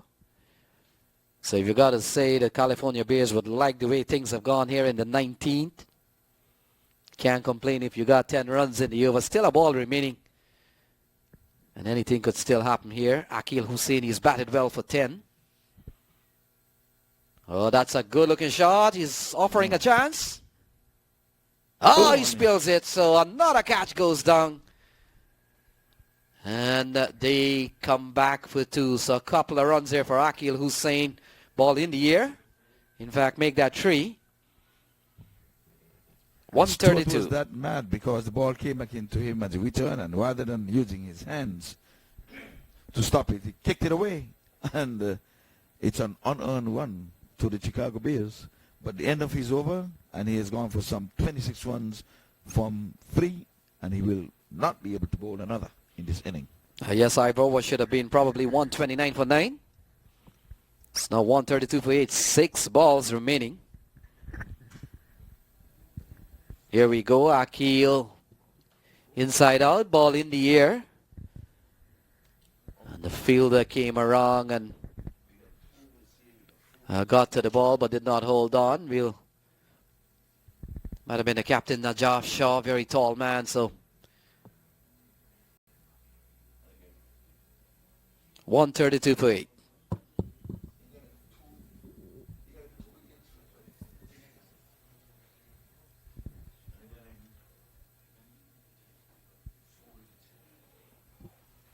So Russell comes into the attack to bowl the last 6. And a wicket wicket with his first delivery. It was a good catch in the deep.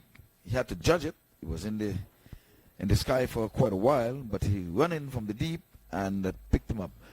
Now the question is, would they survive the 20 overs? So Akil Hussain has to go to 132 for 9.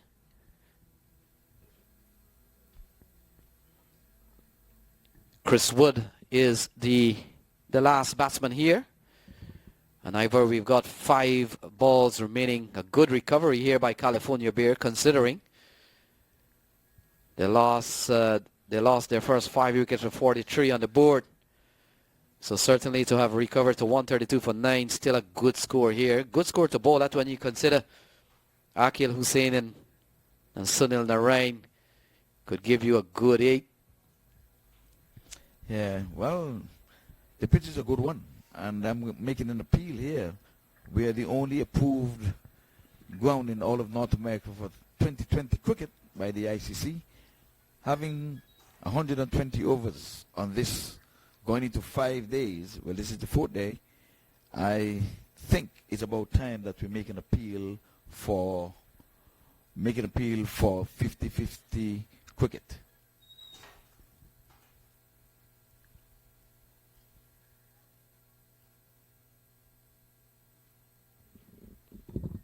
So we've got 4 balls remaining. Navin Stewart. And Chris Wood.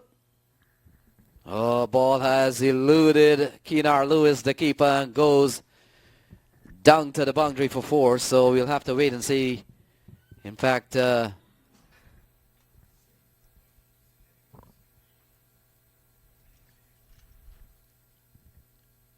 137 for 9. 137 for 9.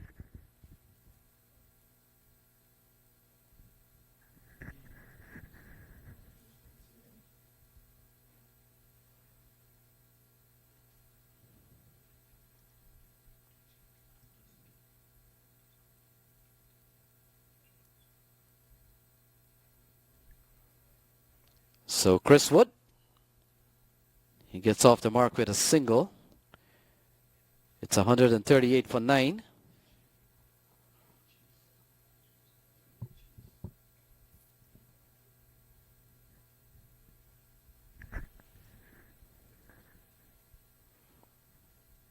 Ball played up towards long on.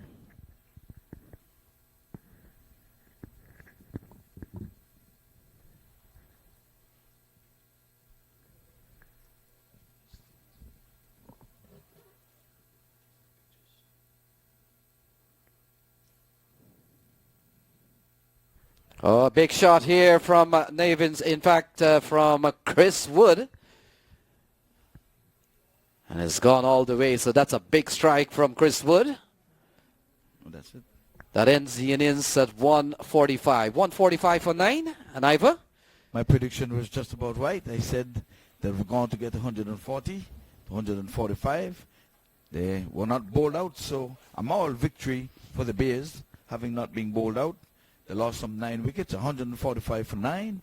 Stewart ended on 15, Wood on 7, and ended on a high, I would say, with that U.S. Open maximum.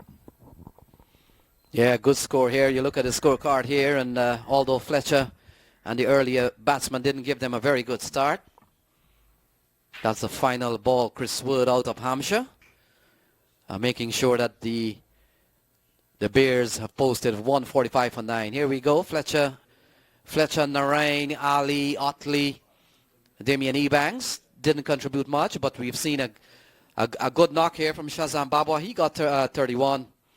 Glenn, he got 19. Good bowling here from Cavaliers. Hussain towards the end, he got 13. It's 145 for 9. A beautiful facility here. You look at the bowling figures here. Top of the bowlers here, 3 for 22 from Najaf Shah. Couple of wickets apiece from Khalil and Rusty Tehran. Russell at the end, he picked up 1 for 19. Tahir Khan 1 for 9. And so 145 off 20 overs. So That's the situation here. California Bears batting first. They have posted 145 of their 20 overs. We'll take a short break here at the Central Broward Regional Park and bring you all the action when cricket does resume in about 10 or 15 minutes or so with the news. Somerset Cavaliers will require 146 to win from 20 overs.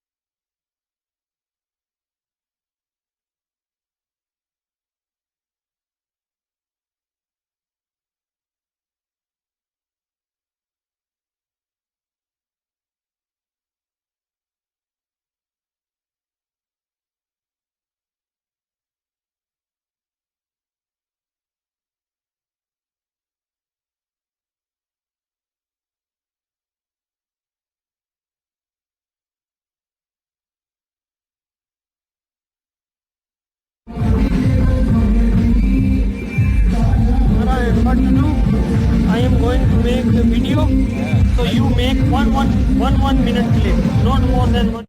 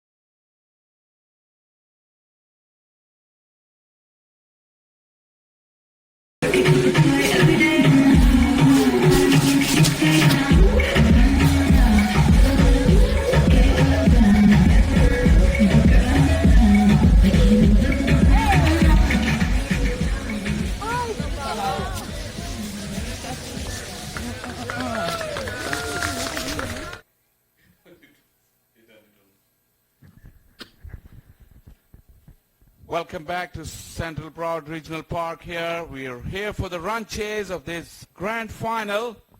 Cavaliers about to begin. Akil Hussain has been launched downtown by Lewis. Over the side screen, a massive six. Great start to the innings. Oh, yes. Lewis is not going to play around here. First ball he sees, he goes straight down the ground. And a big six here, so a good start here from Kinar Lewis.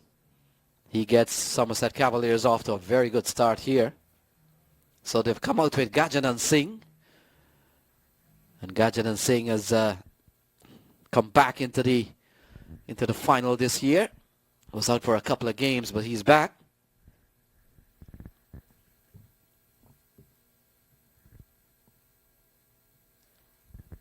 Akil Hussain also has been in very good form in this tournament. He's had some sensational spells along the way. He has been one of the mainstays of the Beers bowling lineup.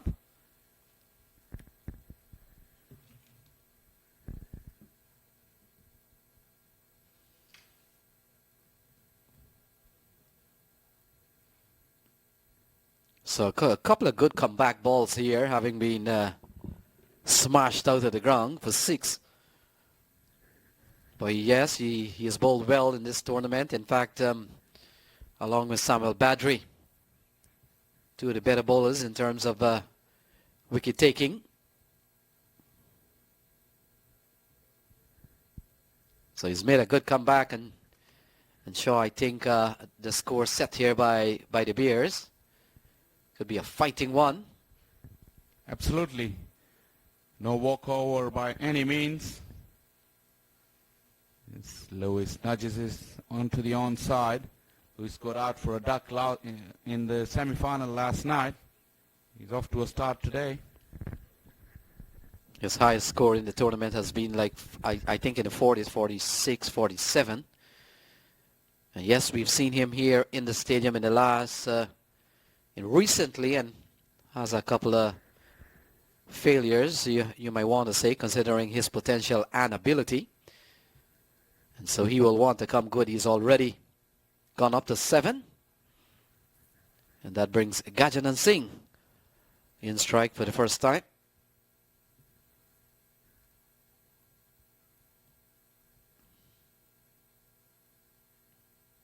Stephen run, slight hesitation, direct hit would have had him, but in the result, they're going to get an extra overthrow. Keel wasn't very happy. Slight confusion with the running between the wicket. Lenny? Yeah, very sharp single. There was a little bit of no and run. And in the end, a missed opportunity there from the fielding team, but a little bit hesitant. In the end, Kinar Lewis and Gajanan Singh was able to complete not only a single, but profited from a bad overthrow. They pick up a couple of runs, 9 off the first over. Good start by the Cavaliers as we're seeing Babwa getting ready. Beautiful day here in Fort Lauderdale. Slight wind. Look at the clouds scattered. What a beautiful picture that is. Perfect conditions for cricket. Absolutely different from yesterday. At about this time yesterday, we were watching rain. And in fact, in one of the years, Shaw, in 2015, it was completely rained out event. Rain fell for 2 days straight. Yeah, I remember that. Big washout. At this time, Lewis goes inside out and finds another boundary. Lewis is looking in good touch. Yeah, he's dealing in boundaries. A couple of big spanking shots, 1 for 6 and now 1 for 4. He's come out quite positive. Here we go. Yes, through the offside. He didn't even bother to run. That's what Bob was trying to do as well, to create that angle from around the wicket.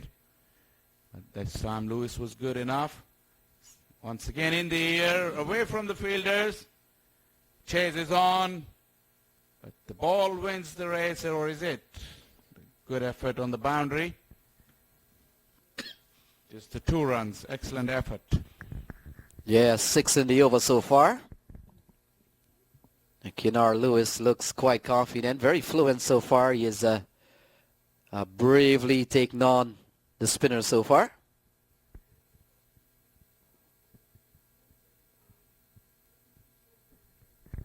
Slightly quicker this time.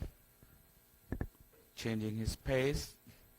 He's bowling from the same angle, just trying to create that gap. If any of his deliveries will spin, but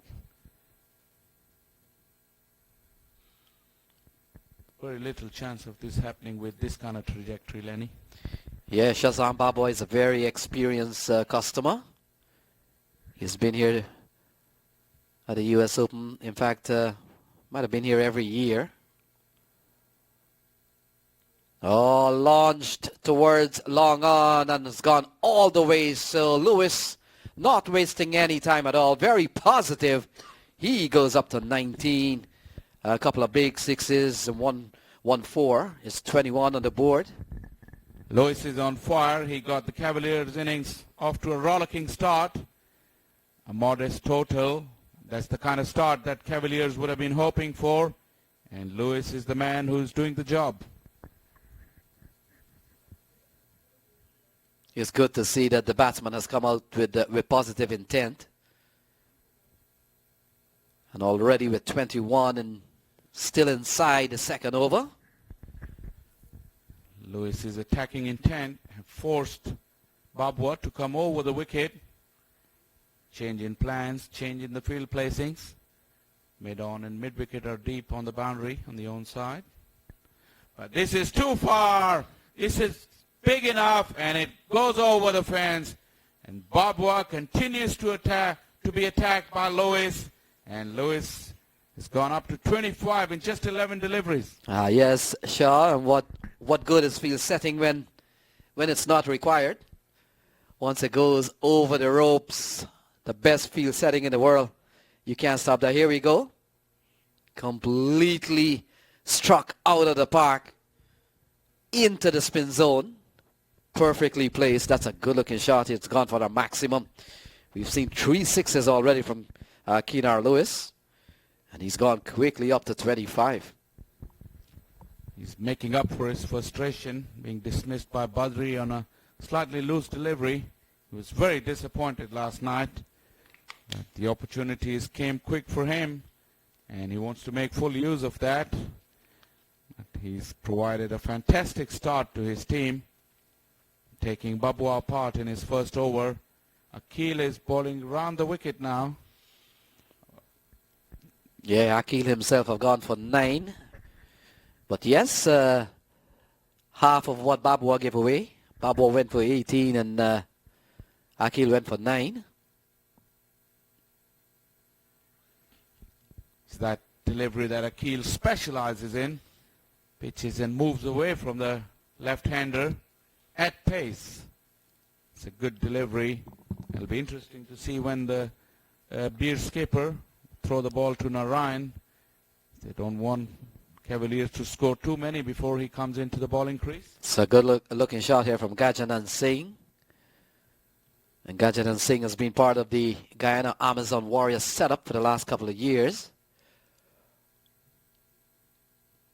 So he's been added to the already strong Somerset Cavaliers coming into the final. They've made a couple of changes here, including one of those changes did not really was not out of any relevance in the fielding because Gauss didn't get a ball.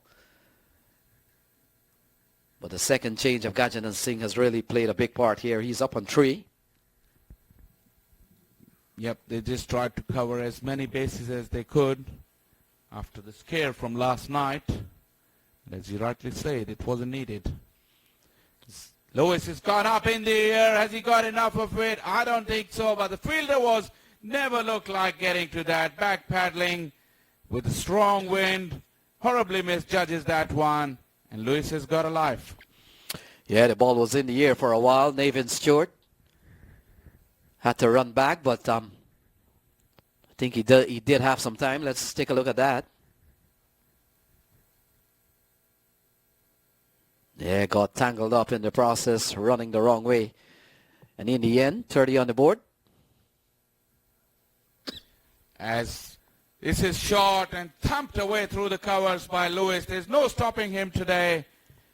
And he's punishing every opportunity that's coming his way. Yeah, Lewis has gone quickly up to 31. And things certainly have not gone the Bears' way in their defense of 146. Keenar Lewis has come out swinging.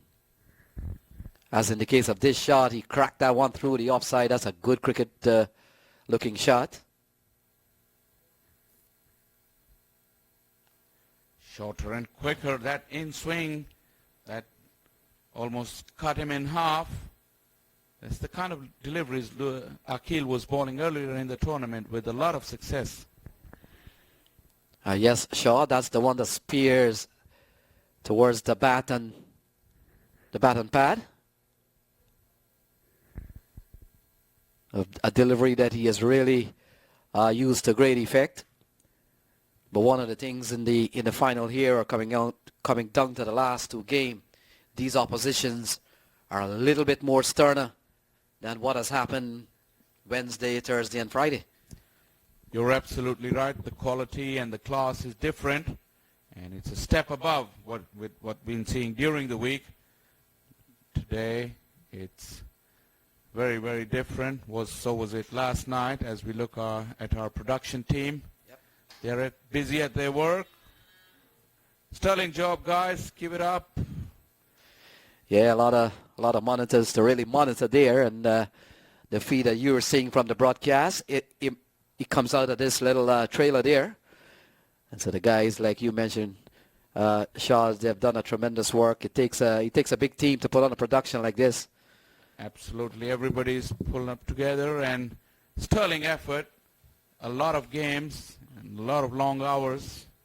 They've done wonderfully well. It's Wood. So Chris Wood comes into the attack.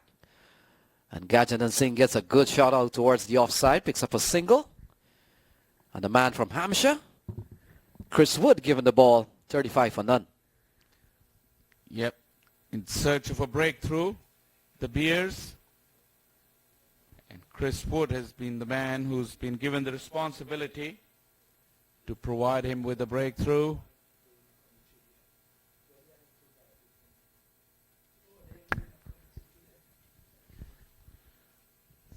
So 35 without a wicket, that a target of 146. That was looking quite reasonable at the beginning of Cavaliers' innings. Started to look a little bit small with Lewis racing up to 31 of 15 deliveries. Now this is going to be a very interesting here. Keenar Lewis. Ball taken on the pad, going down the leg side. 35 for none.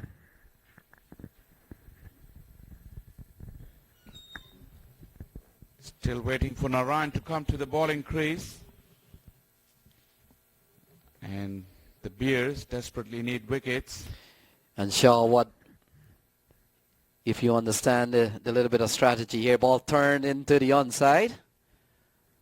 And Keenar Lewis goes up to 32. But I think plan A has really backfired here for the Bears. They started bowling spin, perhaps to take the pace off the ball against Keenar Lewis. That hasn't worked. In fact, the very first ball Keenar Lewis saw, he went for a big maximum and really put pressure on the bowler straight away. And so they have turned to Chris Wood. And ball played up towards the offside here from Gajanan Singh. Could be looking for two. In fact, will stay for one. So they've brought in Chris Wood here. And Chris Wood might have been the plan B of the process of what's going on out there. Yeah, because if we go back to the Bears' own innings, the fast bowlers from the Cavaliers, the tall, lanky bowlers, they got plenty out of this wicket early doors. And probably that's what Bears will be hoping as well. But Lewis is in a different mood. Skied this one, couldn't clear the infield. And that's the breakthrough that Bears were after. Excellent change by the skipper. And Mark Wood has done the job for the Bears. Cavaliers have lost their first wicket. Yes, this is going to be a welcome wicket here for California Bears. We'll give them some bit of a relief and some bit of encouragement.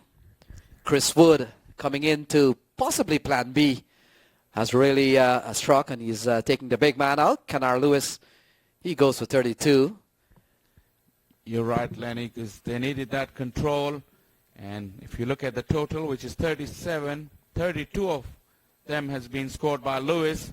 So the danger man has departed. It's a big wicket in the context of the game. And Wood, in his very first over, has provided that breakthrough. If you look at the total, Gajanan Singh has played only 5 balls for his 5 runs.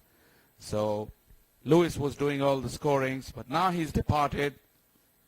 As they say, they keep coming at you.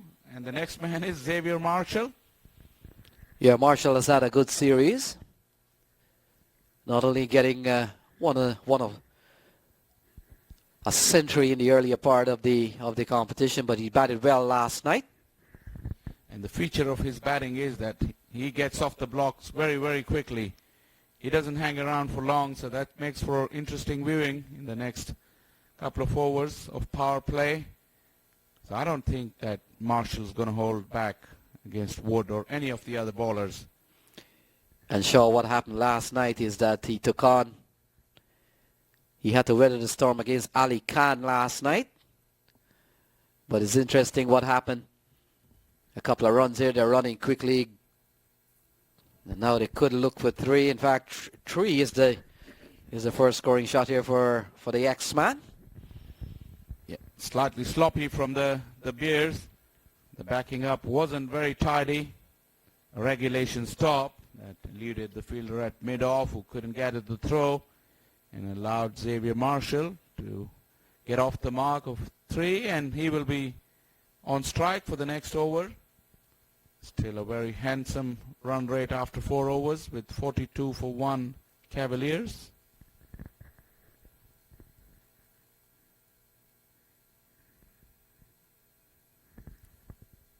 Wood was in a wrong position to receive the throw, and the mid-off fielder didn't help him.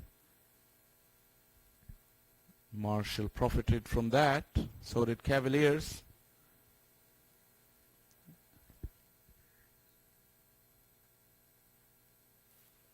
Akil Hussain with his 3rd over of the day.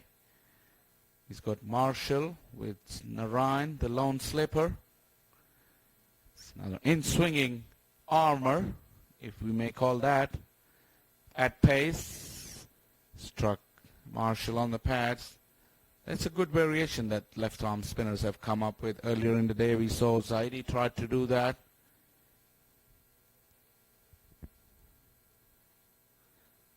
To go with the orthodox turning away from the right-hand batsman. Good variations from Akil.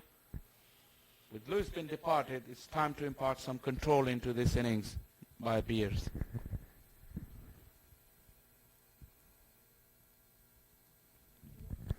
So some good bowling here from Akil Hussain. 3 dot balls.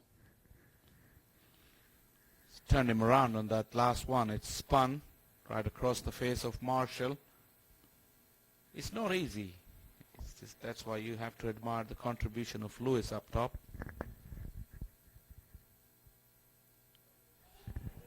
It's got him. That's that big boomerang, and Xavier Marshall was too late to bring his bat down, and the Bears celebrate, and Akil Hussain has struck once again.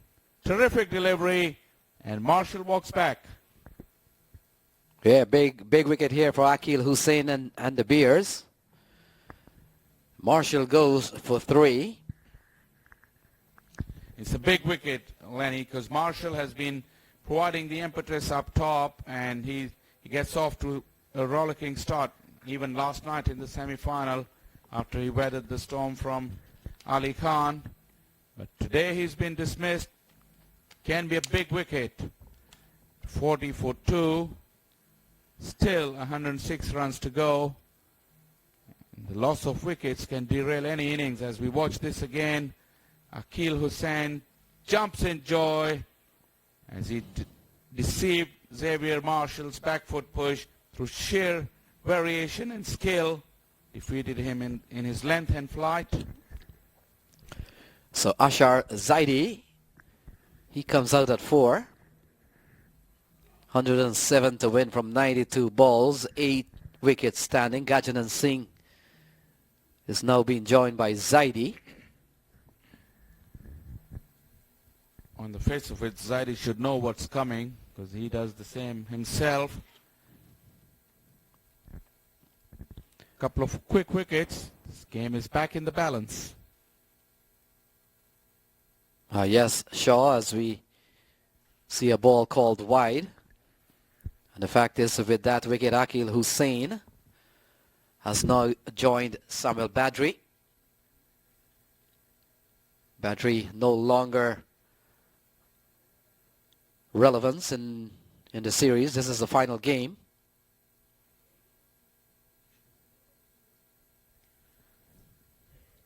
Akil has still got 8 balls to go in this game to nudge ahead of Badri on the leaderboard for the wicket takers in this tournament.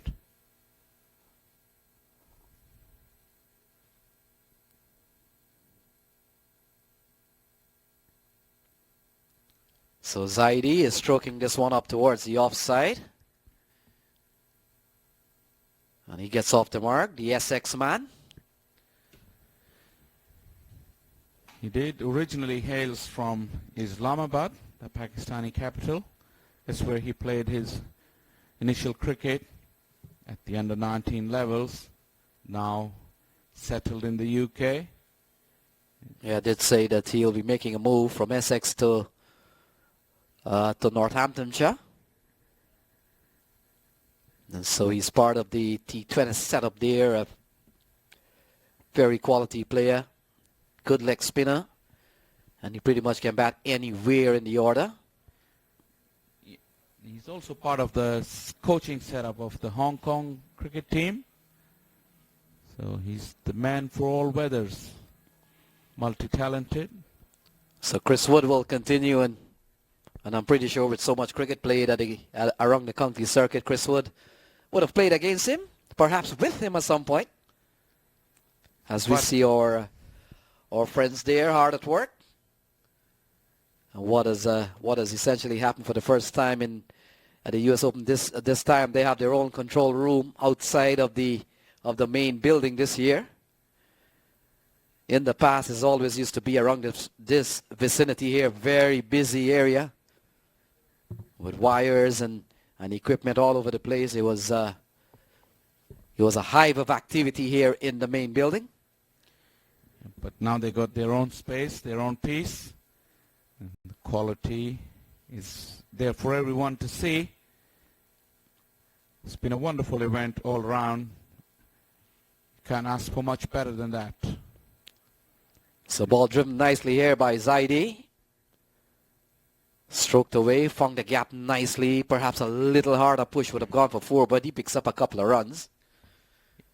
Didn't try to hit it hard at all. Just caressed it. He's looking for his timing at the early part of his innings. He's very, very experienced. He can be very explosive, make no mistake about that. I think he wants to get into his innings. So 2 left-handers now out in the middle. Chris Wood has taken 1 wicket along with Akil Hussain. So 102 required from 87 balls, an asking rate just over 7.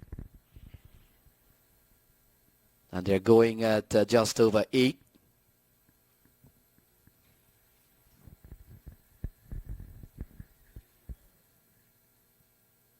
And sure, you've got to say lots of cricket left in this game here, lots of interest.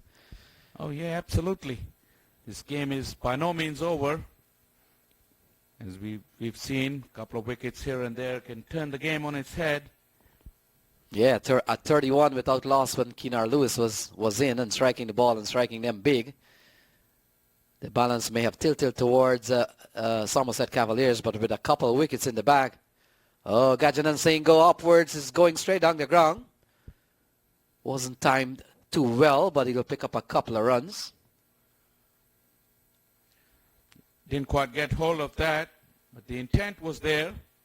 We're still in the power play, just 1 ball to go. Gajanan Singh looking to try and take advantage of that. Got it over the infield. Helped himself to a couple of runs.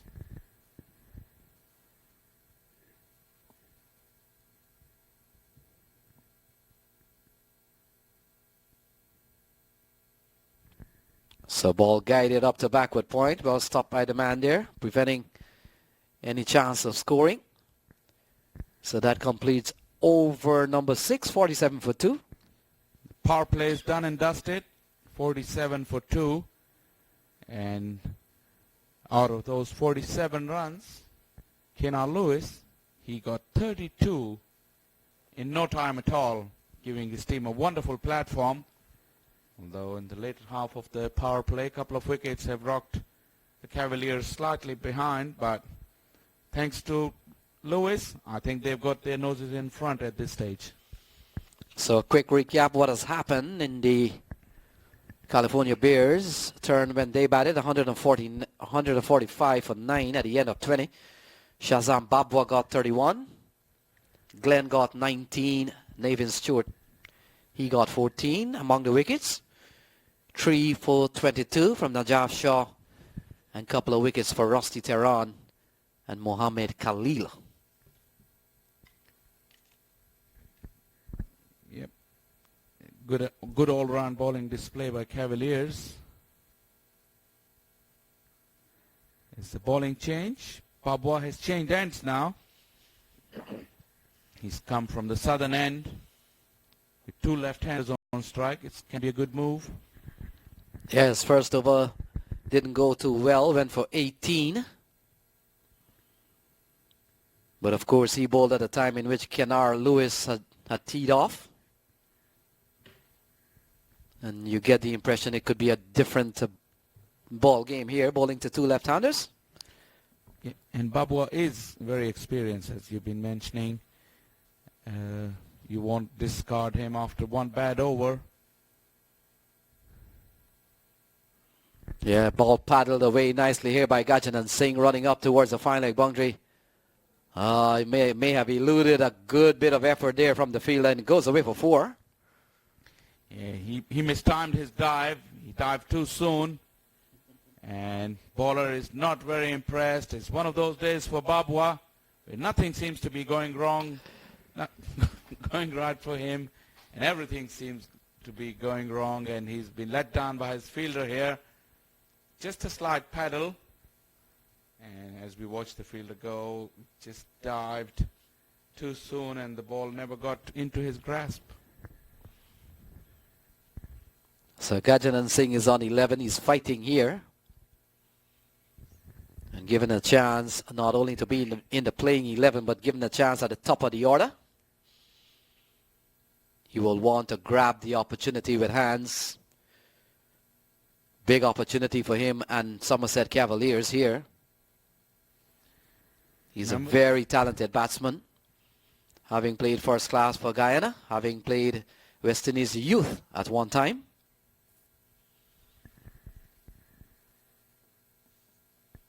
In the air, but away from the fielder. This time Fletcher does well. Got onto his knees to prevent that ball going through. So 6 in the over here for Babua.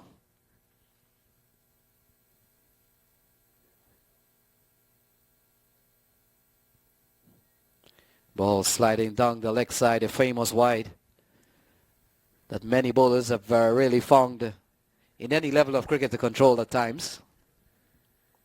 You're right. Talking about Gajanan Singh after this ball, as he nudges it onto the onside, looking for 2, but good ground coverage by the fielder prevents that. As Babu's second over has ended, 2 for 26, he's gone for 55 for 2 after 7 overs. The Cavaliers. Gajanan got the opportunity at the top of the order, and he's doing a very, very good job, because knowing that they got some big hitters, he wants to take that game deep and make sure that he anchors the innings, whilst the big hitters can come from the other end and strike some hefty blows. So 91 to win from 78 balls.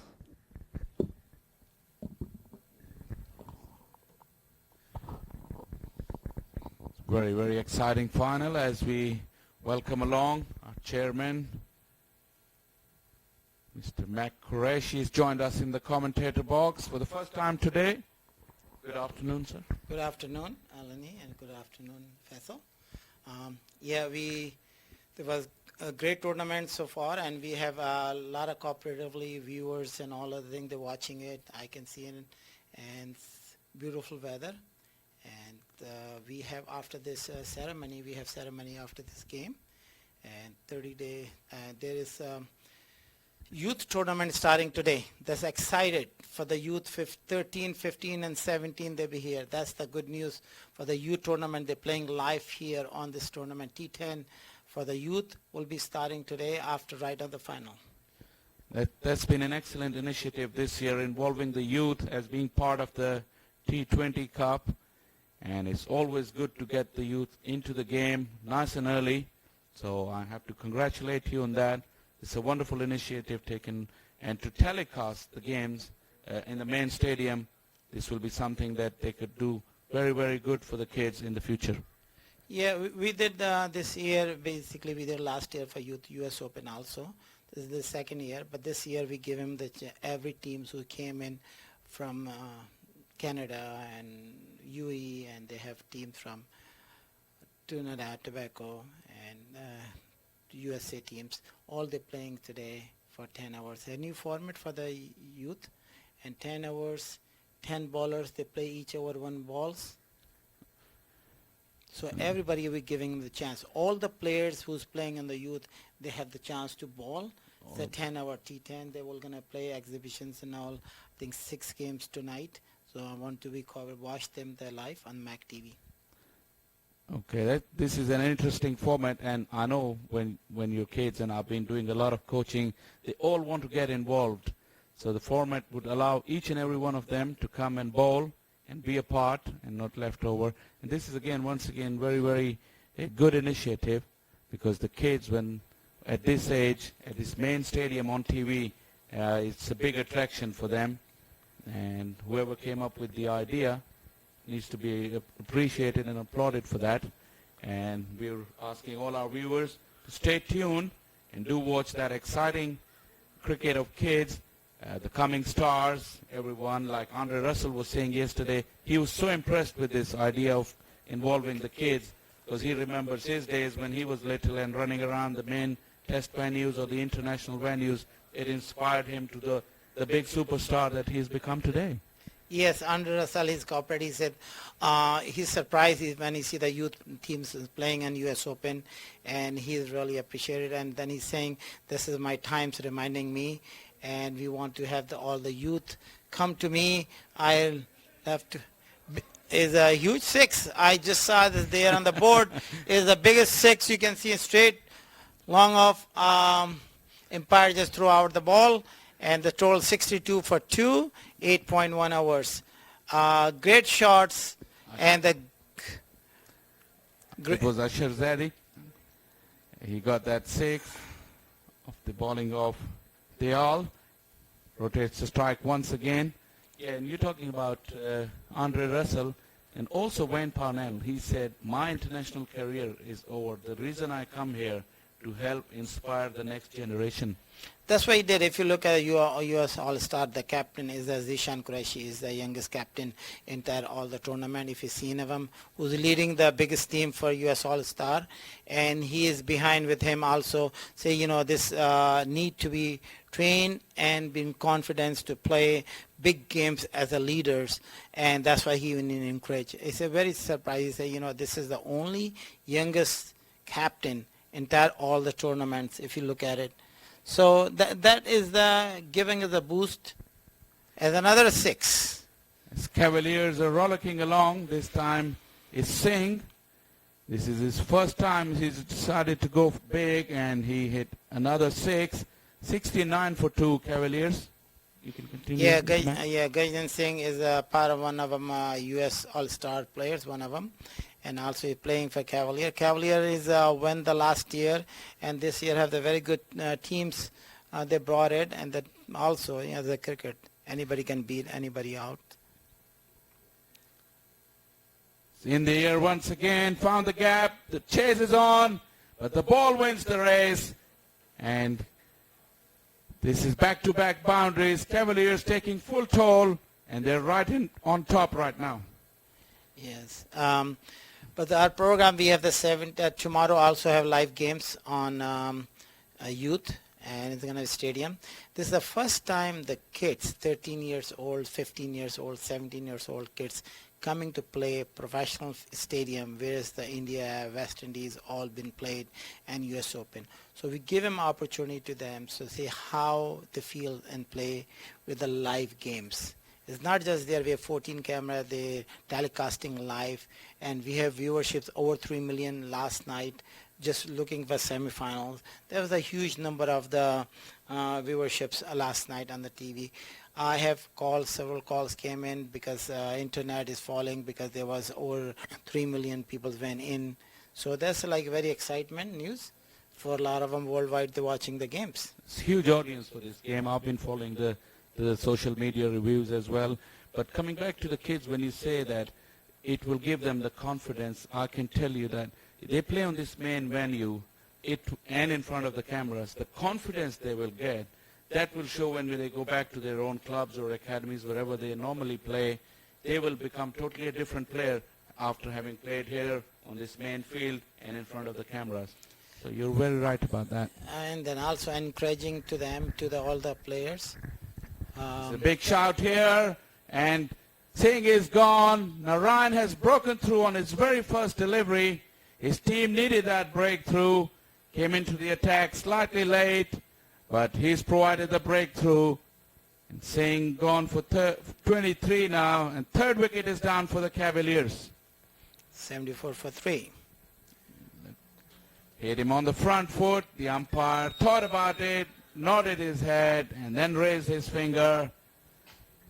So a good effort from Singh. He held one end together, but now he's gone, and Narayan's spell is going to be very, very crucial in the context of this match. As I'll hand the mic to Lenny, if you want to ask Mr. Chairman. Yes, let me give you more detail. I want to have all the parents who's brought it, and thank you very much for all of them. And a lot of parents came in, brought the youth players and teams, North Carolina, TCL, and they brought the 2 teams from there, Canada, Zafar Shah and Prem Prasad, and few other involved they here, Canadian Cricket Boards. And then also we had Vinod Memchin, his approach it out for the Trinidad Tobacco. They brought the teams, and UTC, there was another teams that came in. So there is the good boost and young, so the parenting, cooperating, bring him here, and they show them a big start. I told them all the big players for US who's playing US Open, I said, please have a coaching with them and involve with the kids. That's a part of them, that's your future. So whatever you know, learn, give them your experience to the youth. So that's the good platform. So a lot of kids, I went there, every single team I met personally, teams, coaches and managers, I offer them basically come here and meet them, all the players, and get the coaching. And also Faisal Iqbal from Pakistan, he's also here as a coach, and he voluntarily will gonna do the coaching. Any kids want to come and play in the net and learn about his experience, he willing to hear. Jashkaran Muhammad Ali Khan will gonna coming here also and announcing similar same thing. This is the star. They have been well known in US players now, so they will giving them experience and what they knows to pass through the youth. Yeah, this is very exciting, all of this. And you mentioned Ali Khan, and you will be very, very proud.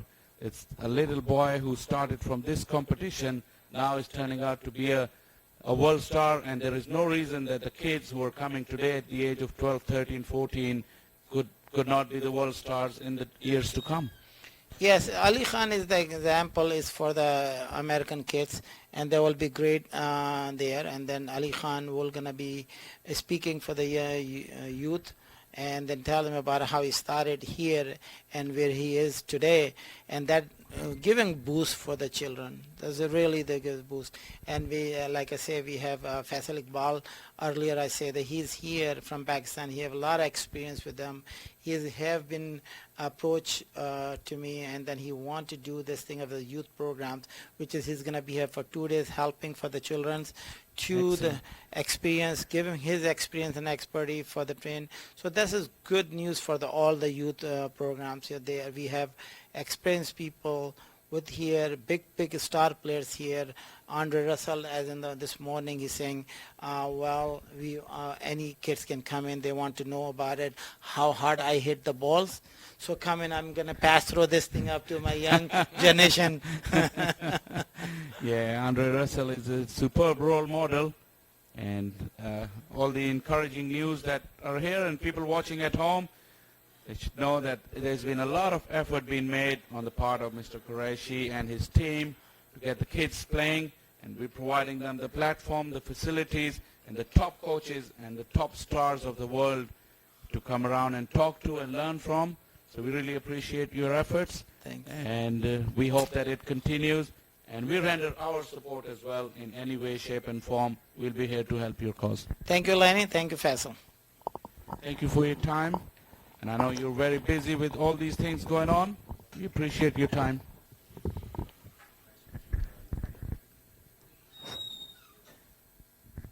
So 72 to win from 60 balls. The cricket continues here, and Zaidi picks up a boundary. The game's going at a rate of knots. Zaidi is in good touch as we welcome along in the commentator box one of Pakistan's Test cricketers. He's represented Pakistan in 25 Test matches He's, as Mr. Chairman was mentioning, he's doing a wonderful job here. He's rendered his support to coach the kids here and provide them with the experience and the knowledge that he's gained over the years. So welcome to the Combox, Faisal Iqbal. Thank you very much. Yeah, thank you for your welcome thing. And you missed one of my test match. Actually, I played 26, so you know every single test match means a lot. Oh, absolutely. Even one single test match means a lot, as Zadie carves this away, backward a point, and finds the boundary fence. He's on fire here, and Babwa's difficulties are continuing as Cavaliers gone to 82 for 3. Well, they are playing really well. We had a brilliant game last night with the Cavaliers, and I think it was one of the best matches I've ever seen in a T20 game here in US. The way both the teams played was unbelievable, really electrifying atmosphere on both the teams. But hats off to the Cavaliers to qualify for the finals. You mentioned that. It was a fantastic game of cricket, and you should also be proud of your boys and your efforts as well. Only eventually one team had to win, so that's no shame in losing to such a team after such a valiant effort. So you should be proud as well. Exactly, I'm very proud of my team. I was speaking to them this morning that we really played really well throughout the tournament. All the players were professional players. They know their responsibility. The way they carried throughout the tournament was brilliant, and I really enjoyed working with them. This was my first experience in this tournament as a player come head coach. So it was also a new experience for me. There were times when I was thinking of just patting myself and getting into the onto the pitch. I was going to ask you that. How could you hold it was yourself very, back? to be honest, it was very difficult for me to hold myself back because there are things as a batsman, as a captain, you think that you can do and implement that. But I think you have to give credit to Zishan Qureshi. He's led really well. The amount of experience I'm sure he's learned by playing along the great players. This one is got off the inside edge between the legs of the keeper. And it's 4 runs, a lucky boundary. As I was saying, if you have a difficult day, it continues. Babwa has gone for 38 of his 2.5 overs to be precise. But Gauss got himself a boundary, a lucky one at that, Faisal. Yes, it was a good boundary for them, lucky for the batter. But the bowling side is doing really well. The Bears, they played really well yesterday in their semi-finals, and the game is going in a good situation. It's in the air and over the fence, away from Andre Fletcher. He couldn't do anything about it. And Gauss has come all guns blazing now.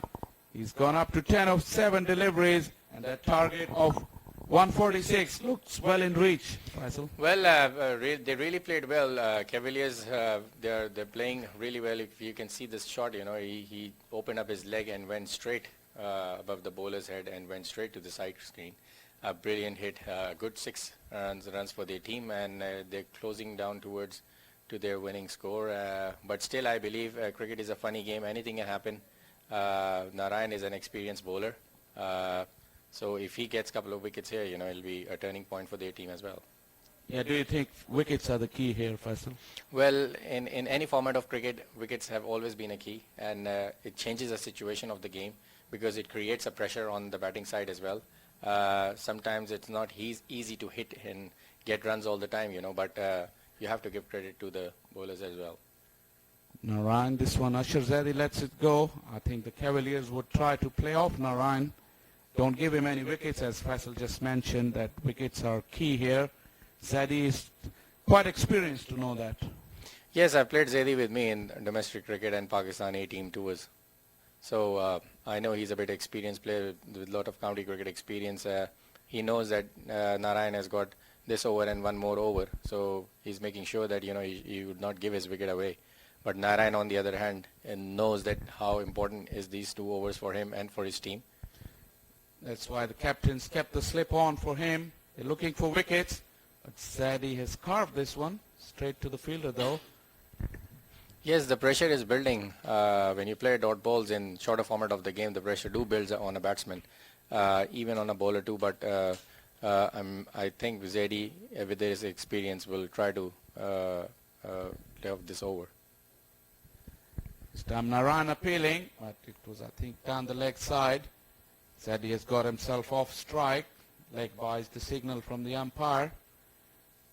Yes, the ball did pitch on the leg side. Did got the bowler a bit excited of peeling for a leg before, but as soon as he takes the run on the leg side, the ball realized that it's pitching on the leg side. Now the right-hander is back on strike. Goes. He came out swinging. It'll be very interesting to see how he tackles Narayan. Would he go attack or defense? 52 to win of 50 balls. Well, it looks like they're playing with a strategy right now because 52 runs on 50 balls with 7 wickets in hand, and Zeddy is playing ball-to-ball innings. So it looks like they're on a plan right now to play how they're going to play and get these runs. A dot ball. Dot ball to end, and that's the end of Narayan's third over. He's only gone for 1 run so far in his 3 overs and took 1 wicket. As Faisal was mentioning, there's a clear plan by the Cavaliers who don't want to take any chances against Narayan, but don't want to give him any wickets. Remember, Narayan got a wicket on his very first ball. That means that since then he's bowled 16 dots in his spell, conceding only 1 run. Exactly. Whenever you have a good bowler from one end, a good team always requires a bowling partnership as well too. So if someone put a bit of pressure on the other end and get a wicket, so it might give Narayan a better chance to get a couple of wickets as well. So it works as a partnerships, like we normally say. It's a batting partnerships. It always works on bowling partnerships as well. Absolutely right. As Stewart is coming to the bowling crease now from the southern end. And the total that they made earlier on, I don't know if you were watching, the wicket was pretty supportive for the quick bowlers and the Cavaliers quick. They moved the ball around, they got good bounce. Tehran and Najaf Shah, Khalil, they all did very well, and that's why they're in a position where they literally need to run a ball from here. Yes, the matches we played here in this tournament, you have to give credit, hats off credit to the groundsmen. They have worked really hard on this ground, and the pitch in this tournament has been brilliant. The ball is coming nicely to the bat. It's helping fast bowlers as well with the pace and bounce in it. It did remind me of West Indian bouncy wickets at times. Chance of a run out, a direct hit. Is still appealing, but as a result, they're going to get a few overthrows as the ball ricochets off the stump. A bit of sloppy fielding by the fielders who were backing up. They didn't back up properly. And a sloppy running between the wickets as well by the batters. Goss, while taking the run, didn't realize that he has to go for another run, and Zeddy was trying his best to get his attention to go for another run, but Goss didn't even bother of taking the run which they were supposed to get by a bit of poor fielding, you can say, by the fielder who was backing up on the other end. If you look, Zeddy was almost there and he touched down and come back. But Goss, after he had overrun the run, couldn't even come back to his crease. Look at Zeddy. He's almost down at the other end. Well, if you look at Goss, even after the throw, he was looking at the ball and he knew that the fielder didn't back it up. So he should have just stopped it and, come back for the second run as well. Now he's running fast. Easy run to square leg. If Faisal, talking about this whole tournament, coming to the USA, you've been coming here for quite a few years now. How's your experience and how do you see cricket growing in this part of the world? I've been coming here in USA from last 10 years. This is my 10th year, and I think I have to give credit to my dear friend Mac Qureshi. I think his brilliant effort from over the years, we all can see it, that amount of hard work him and his team of management with Amin Bhai and everyone, Shah Saab and everyone, his family behind him all the time of putting this great tournament together, having a heavy amount of money, of prize money. So, when you look at cricket in an associate country. Zaidi, the next one, carves it away beautifully. Nicely timed. Just the one run though. Stopped running once again, as Faisal was mentioning. Could have had 2 runs. The fielder had to go around 10 to 15 yards. Just a single. You can carry on, Faisal. Yes, so by looking almost 10 years in front of me, I was really happy to see the 10th edition, the way it's been organized, the way the pitches has been looked after. The players have enjoyed it. I've enjoyed it. The intense match last night of our team with the Cavaliers. End of the day, it sums up that you have a great tournament, and then you have to give credit to the management and the team who have really put hard work of putting it together. It gives a big opportunity for the local players as well to rub shoulders with the great players around the world, which is a massive experience for them as well. Like you were mentioning earlier about Ali Khan, these players got experience and exposure here by playing with the great players like us coming here from around the world. Absolutely, and the product has started to come. You mentioned Ali Khan. Jaskaran Malhotra's innings last night was sensational. He almost single-handedly took the game away from the Cavaliers. We'll come back to that run out after this ball. Zaidi swings and misses, beats in outside the off stump. What a two about Malhotra? Yes, he played. He was unfortunate in the start of the tournament. He struggled in the first 2 games, and he couldn't score runs in the first 2 games. Obviously, when you're in a shorter tournament for 3-4 days, then you need to make plans and change plans. And then we tried a different combination in the 3rd game, and they started playing really well. And then in the last game, we tried to give him a go, and then he played really well for 20-odd runs. And then we decided last night, that we will open with him, and with the amount of his confidence he got back a little bit in a game before, helps us getting into that position. So it's good for him, but it would have been much better if he would have carried that form from throughout the tournament from the first game. Yeah, consistency is the key when you step up from one level to the other. And now USA almost getting the status of ODI team, and he's part of that USA team. They are very, very close to achieving that. So working with you guys in the experience, if he achieves that consistency and perform day in and day out, his name would be also around like Ali Khan's is in the different leagues around the world. So it all augurs good for the US cricket. And certainly you guys coming here, your contribution cannot be ignored, and it has to be appreciated. The way you mix with the kids and lower known players and passing on of the experience is absolutely admirable. So we, on behalf of all the management here, we thank you and thank for your time and passing your experience on. Yes, thank you very much for inviting me in the commentary box. Just want to say a big thank you to everyone here who have put a really hard work, especially Cricket Council USA, Mac Qureshi and his team.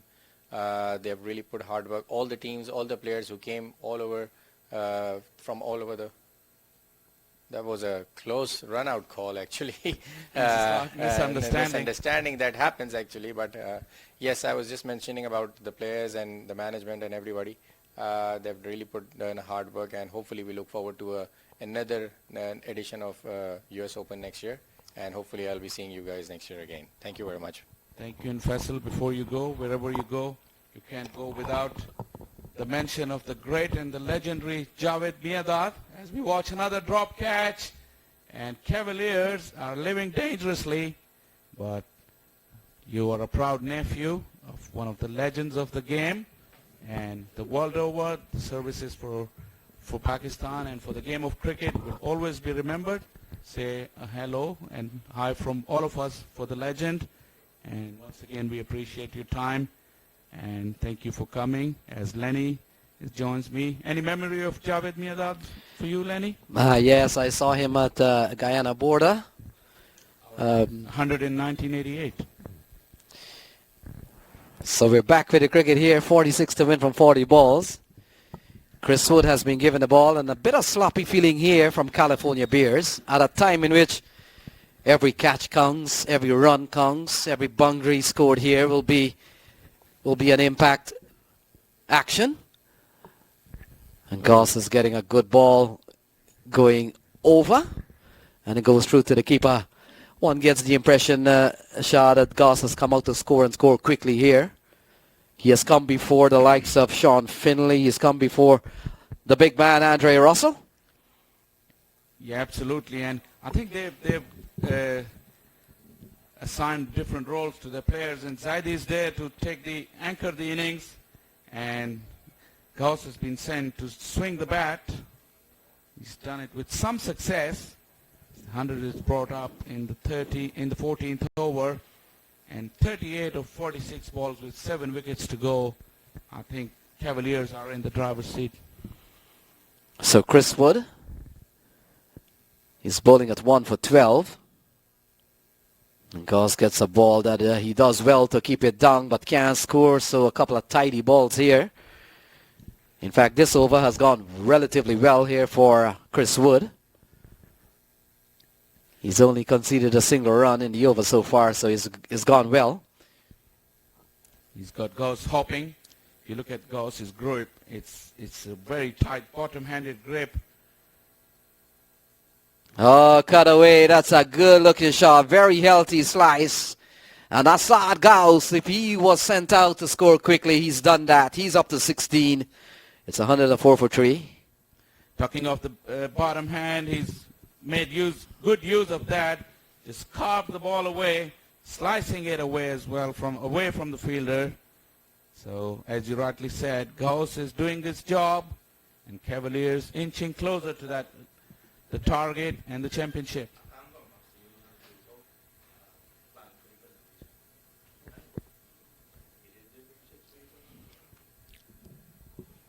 So 42 to win from 36. Cavaliers winning here this afternoon. If they do, it'll be in successive years.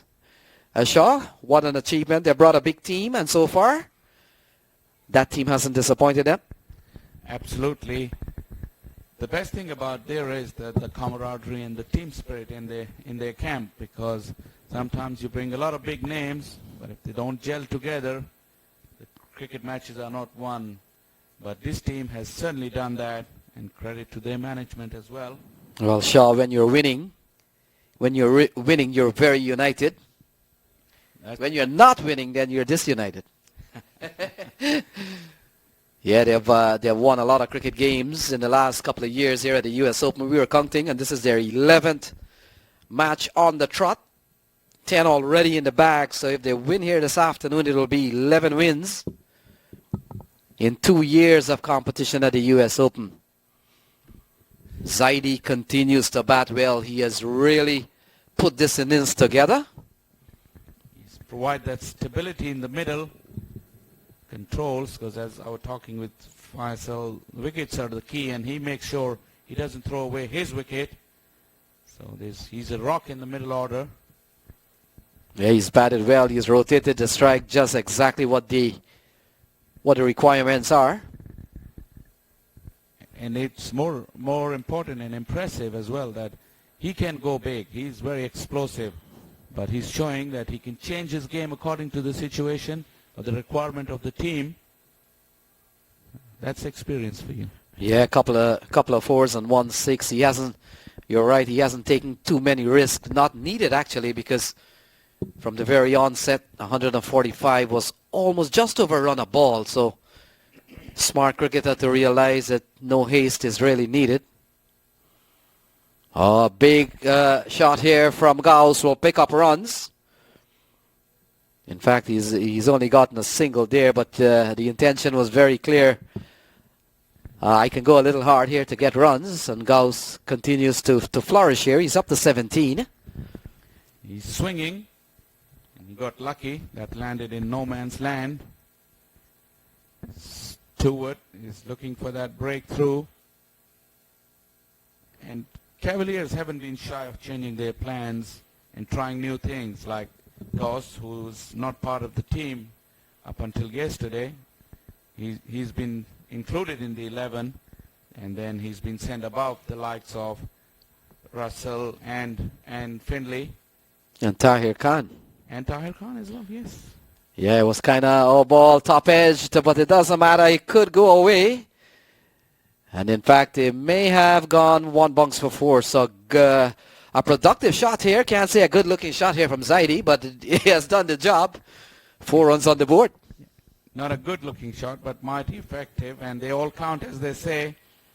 Zaidi, for once, is looking to paddle it around. Didn't look to try it hard, but a little bit of extra bounce from Stewart. Strong shoulders. Got the top edge and flew over the wicket-keeper. Yeah, he's had a good series, Zaidi. It's a good investment here from Somerset Cavaliers. And I'm pretty sure Shaw, if he was part of the management here, he needs an invite for next year. Surely does, looking at shots like this. Just a single, but you're absolutely right. It's not just the cricketing skill, but the understanding of the game awareness, and reacting to the situations. Only very good and very top quality players can do that. Yes, in T20 cricket, it's not necessarily playing hard. Good bit of work there by the man out in the deep. Saved the boundary. And they did well. The ground feeling in this tournament has been spot on. We've seen a lot of good work by many of the other teams.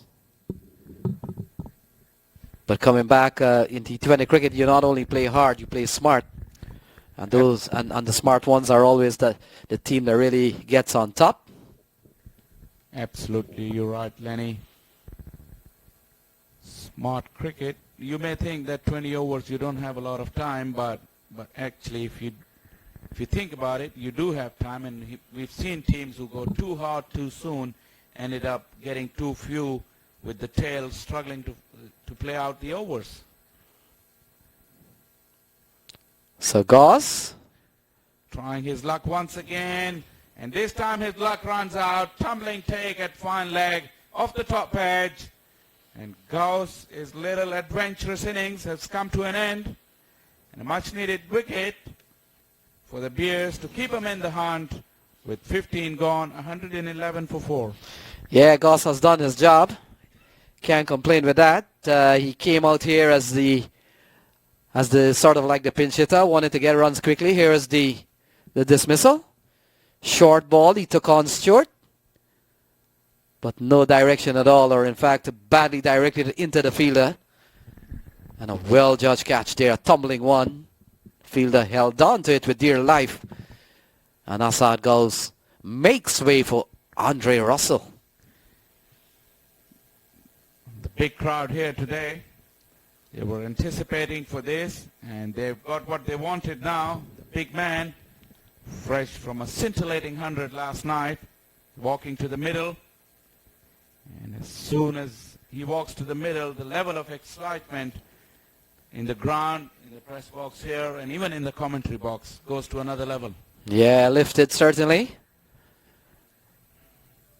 So not a big tally to go, 35 from just 30 balls. So Zaidi is rooted there. He's batted extremely well for 32. And that goes dismissal again. Didn't get hold of the shot. Ball taking a big edge. And what a catch there from one of the fielders, held on. Had no control of it whatsoever. Got into a terrible position. But that's gone, done and dusted now, as Russell takes up Narayan. That's the time I think Narayan's overs were saved. Last over was saved by the skipper. He wanted to bring him on against Russell. So, Battle of Giants. Yeah, look at Narayan bowling figure, 3 overs, 2 maidens.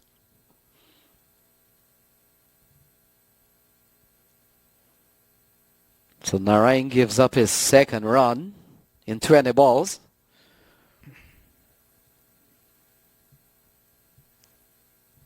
Yeah, when Narayan bowls to players like Andre Russell, his cricket at the highest level. He doesn't get higher than that. Absolutely. Absolutely right.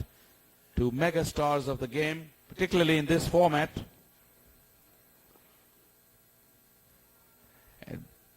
Unlucky Narayan. Sensational delivery as Ashar Zaidi was looking to late cut it. It came back with the arm, missed the edge and missed the stumps as well. Another coat of varnish would have had it.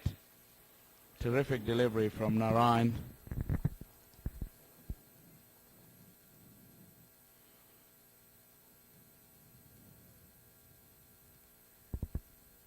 Just 2 balls to go in his spell. I think Cavaliers will be very pleased to see the back of Narayan.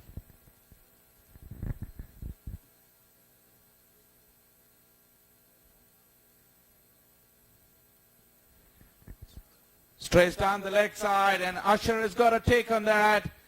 That runs away fine. A boundary of Narayan, who's only given away 2 runs up until that point of his entire spell. Now concedes 4 on that ball as Zaidi helps himself to a boundary. Yeah, good bit of deflection here from Zaidi, having been beaten by a classic Sunil Narayan delivery.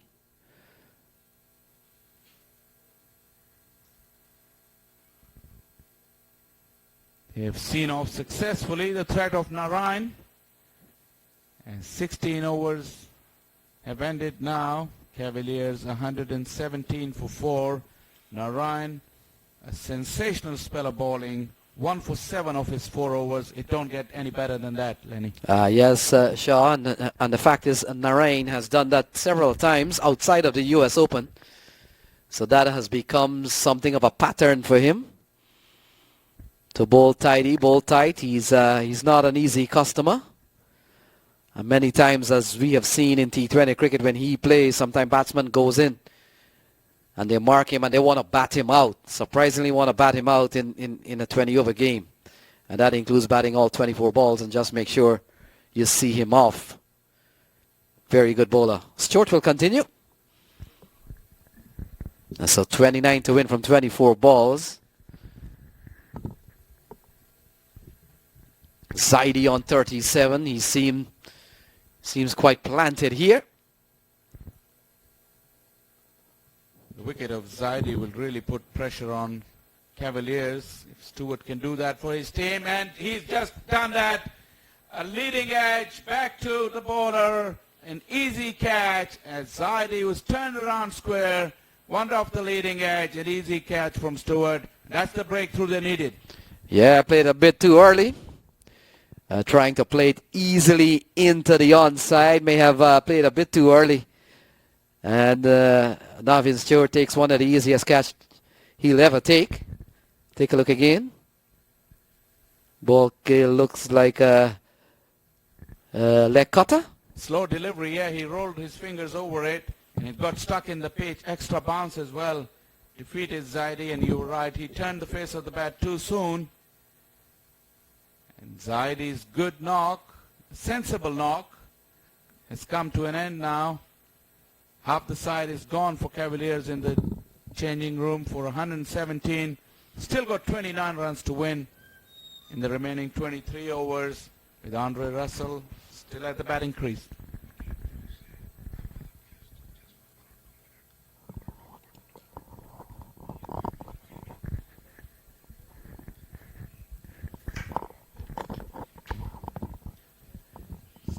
Game is getting into the last stretch. Last 29 deliveries to go. 23 deliveries to go. And Findlay will take up the strike. And once again, for the first time today, it's our pleasure to introduce our famous guest and co-commentator, Ahmed Rana. Where you been missing, Ahmed Rana, today? Yes, thank you, Shah Faisal, and thank you, Lenny. Yeah, thank you for missing me. Actually, I got busy because a lot of people came from out of state and out of country, and you know, usually when we go travel, I see them all the time, and it's good to catch up with them. But what a fabulous atmosphere over here at US Open 2018. And yes, I miss you guys too. So Sean Findlay has come in here. He's joined Andre Russell. The big man, big game, big performance. I think I seen my final yesterday before the final in semi-final. What a fabulous match that was. I couldn't sleep last night after watching that game because it was so excited. And yes, Andre Russell, tailor-made for T20, came under pressure and took the game away. But what a great performance from Jaskaran Malhotra yesterday. Almost took US All-Stars home. So we've got 28 to win from 21 balls. Navin Stewart, 2 for 13. And all the planning and everything that had been put in place, Shaw. Climaxes to this point here. We're not very far off from the presentation. And I'm pretty sure if the presentation party understands a cricket match, they would realize, start getting the carpet out and start getting the podium set up. 28 to win from 20 balls. Yeah, absolutely. I'd seen the carpet a little while ago, so probably they're setting it up somewhere away from our vision. But Lenny, I would put this to you and to Rana after this ball. This has been my first time here for the US Open. As Russell swings at 8, Stewart thinks he's very, very unlucky. I have really enjoyed this tournament. This is the first experience for me, and my first impressions about this tournament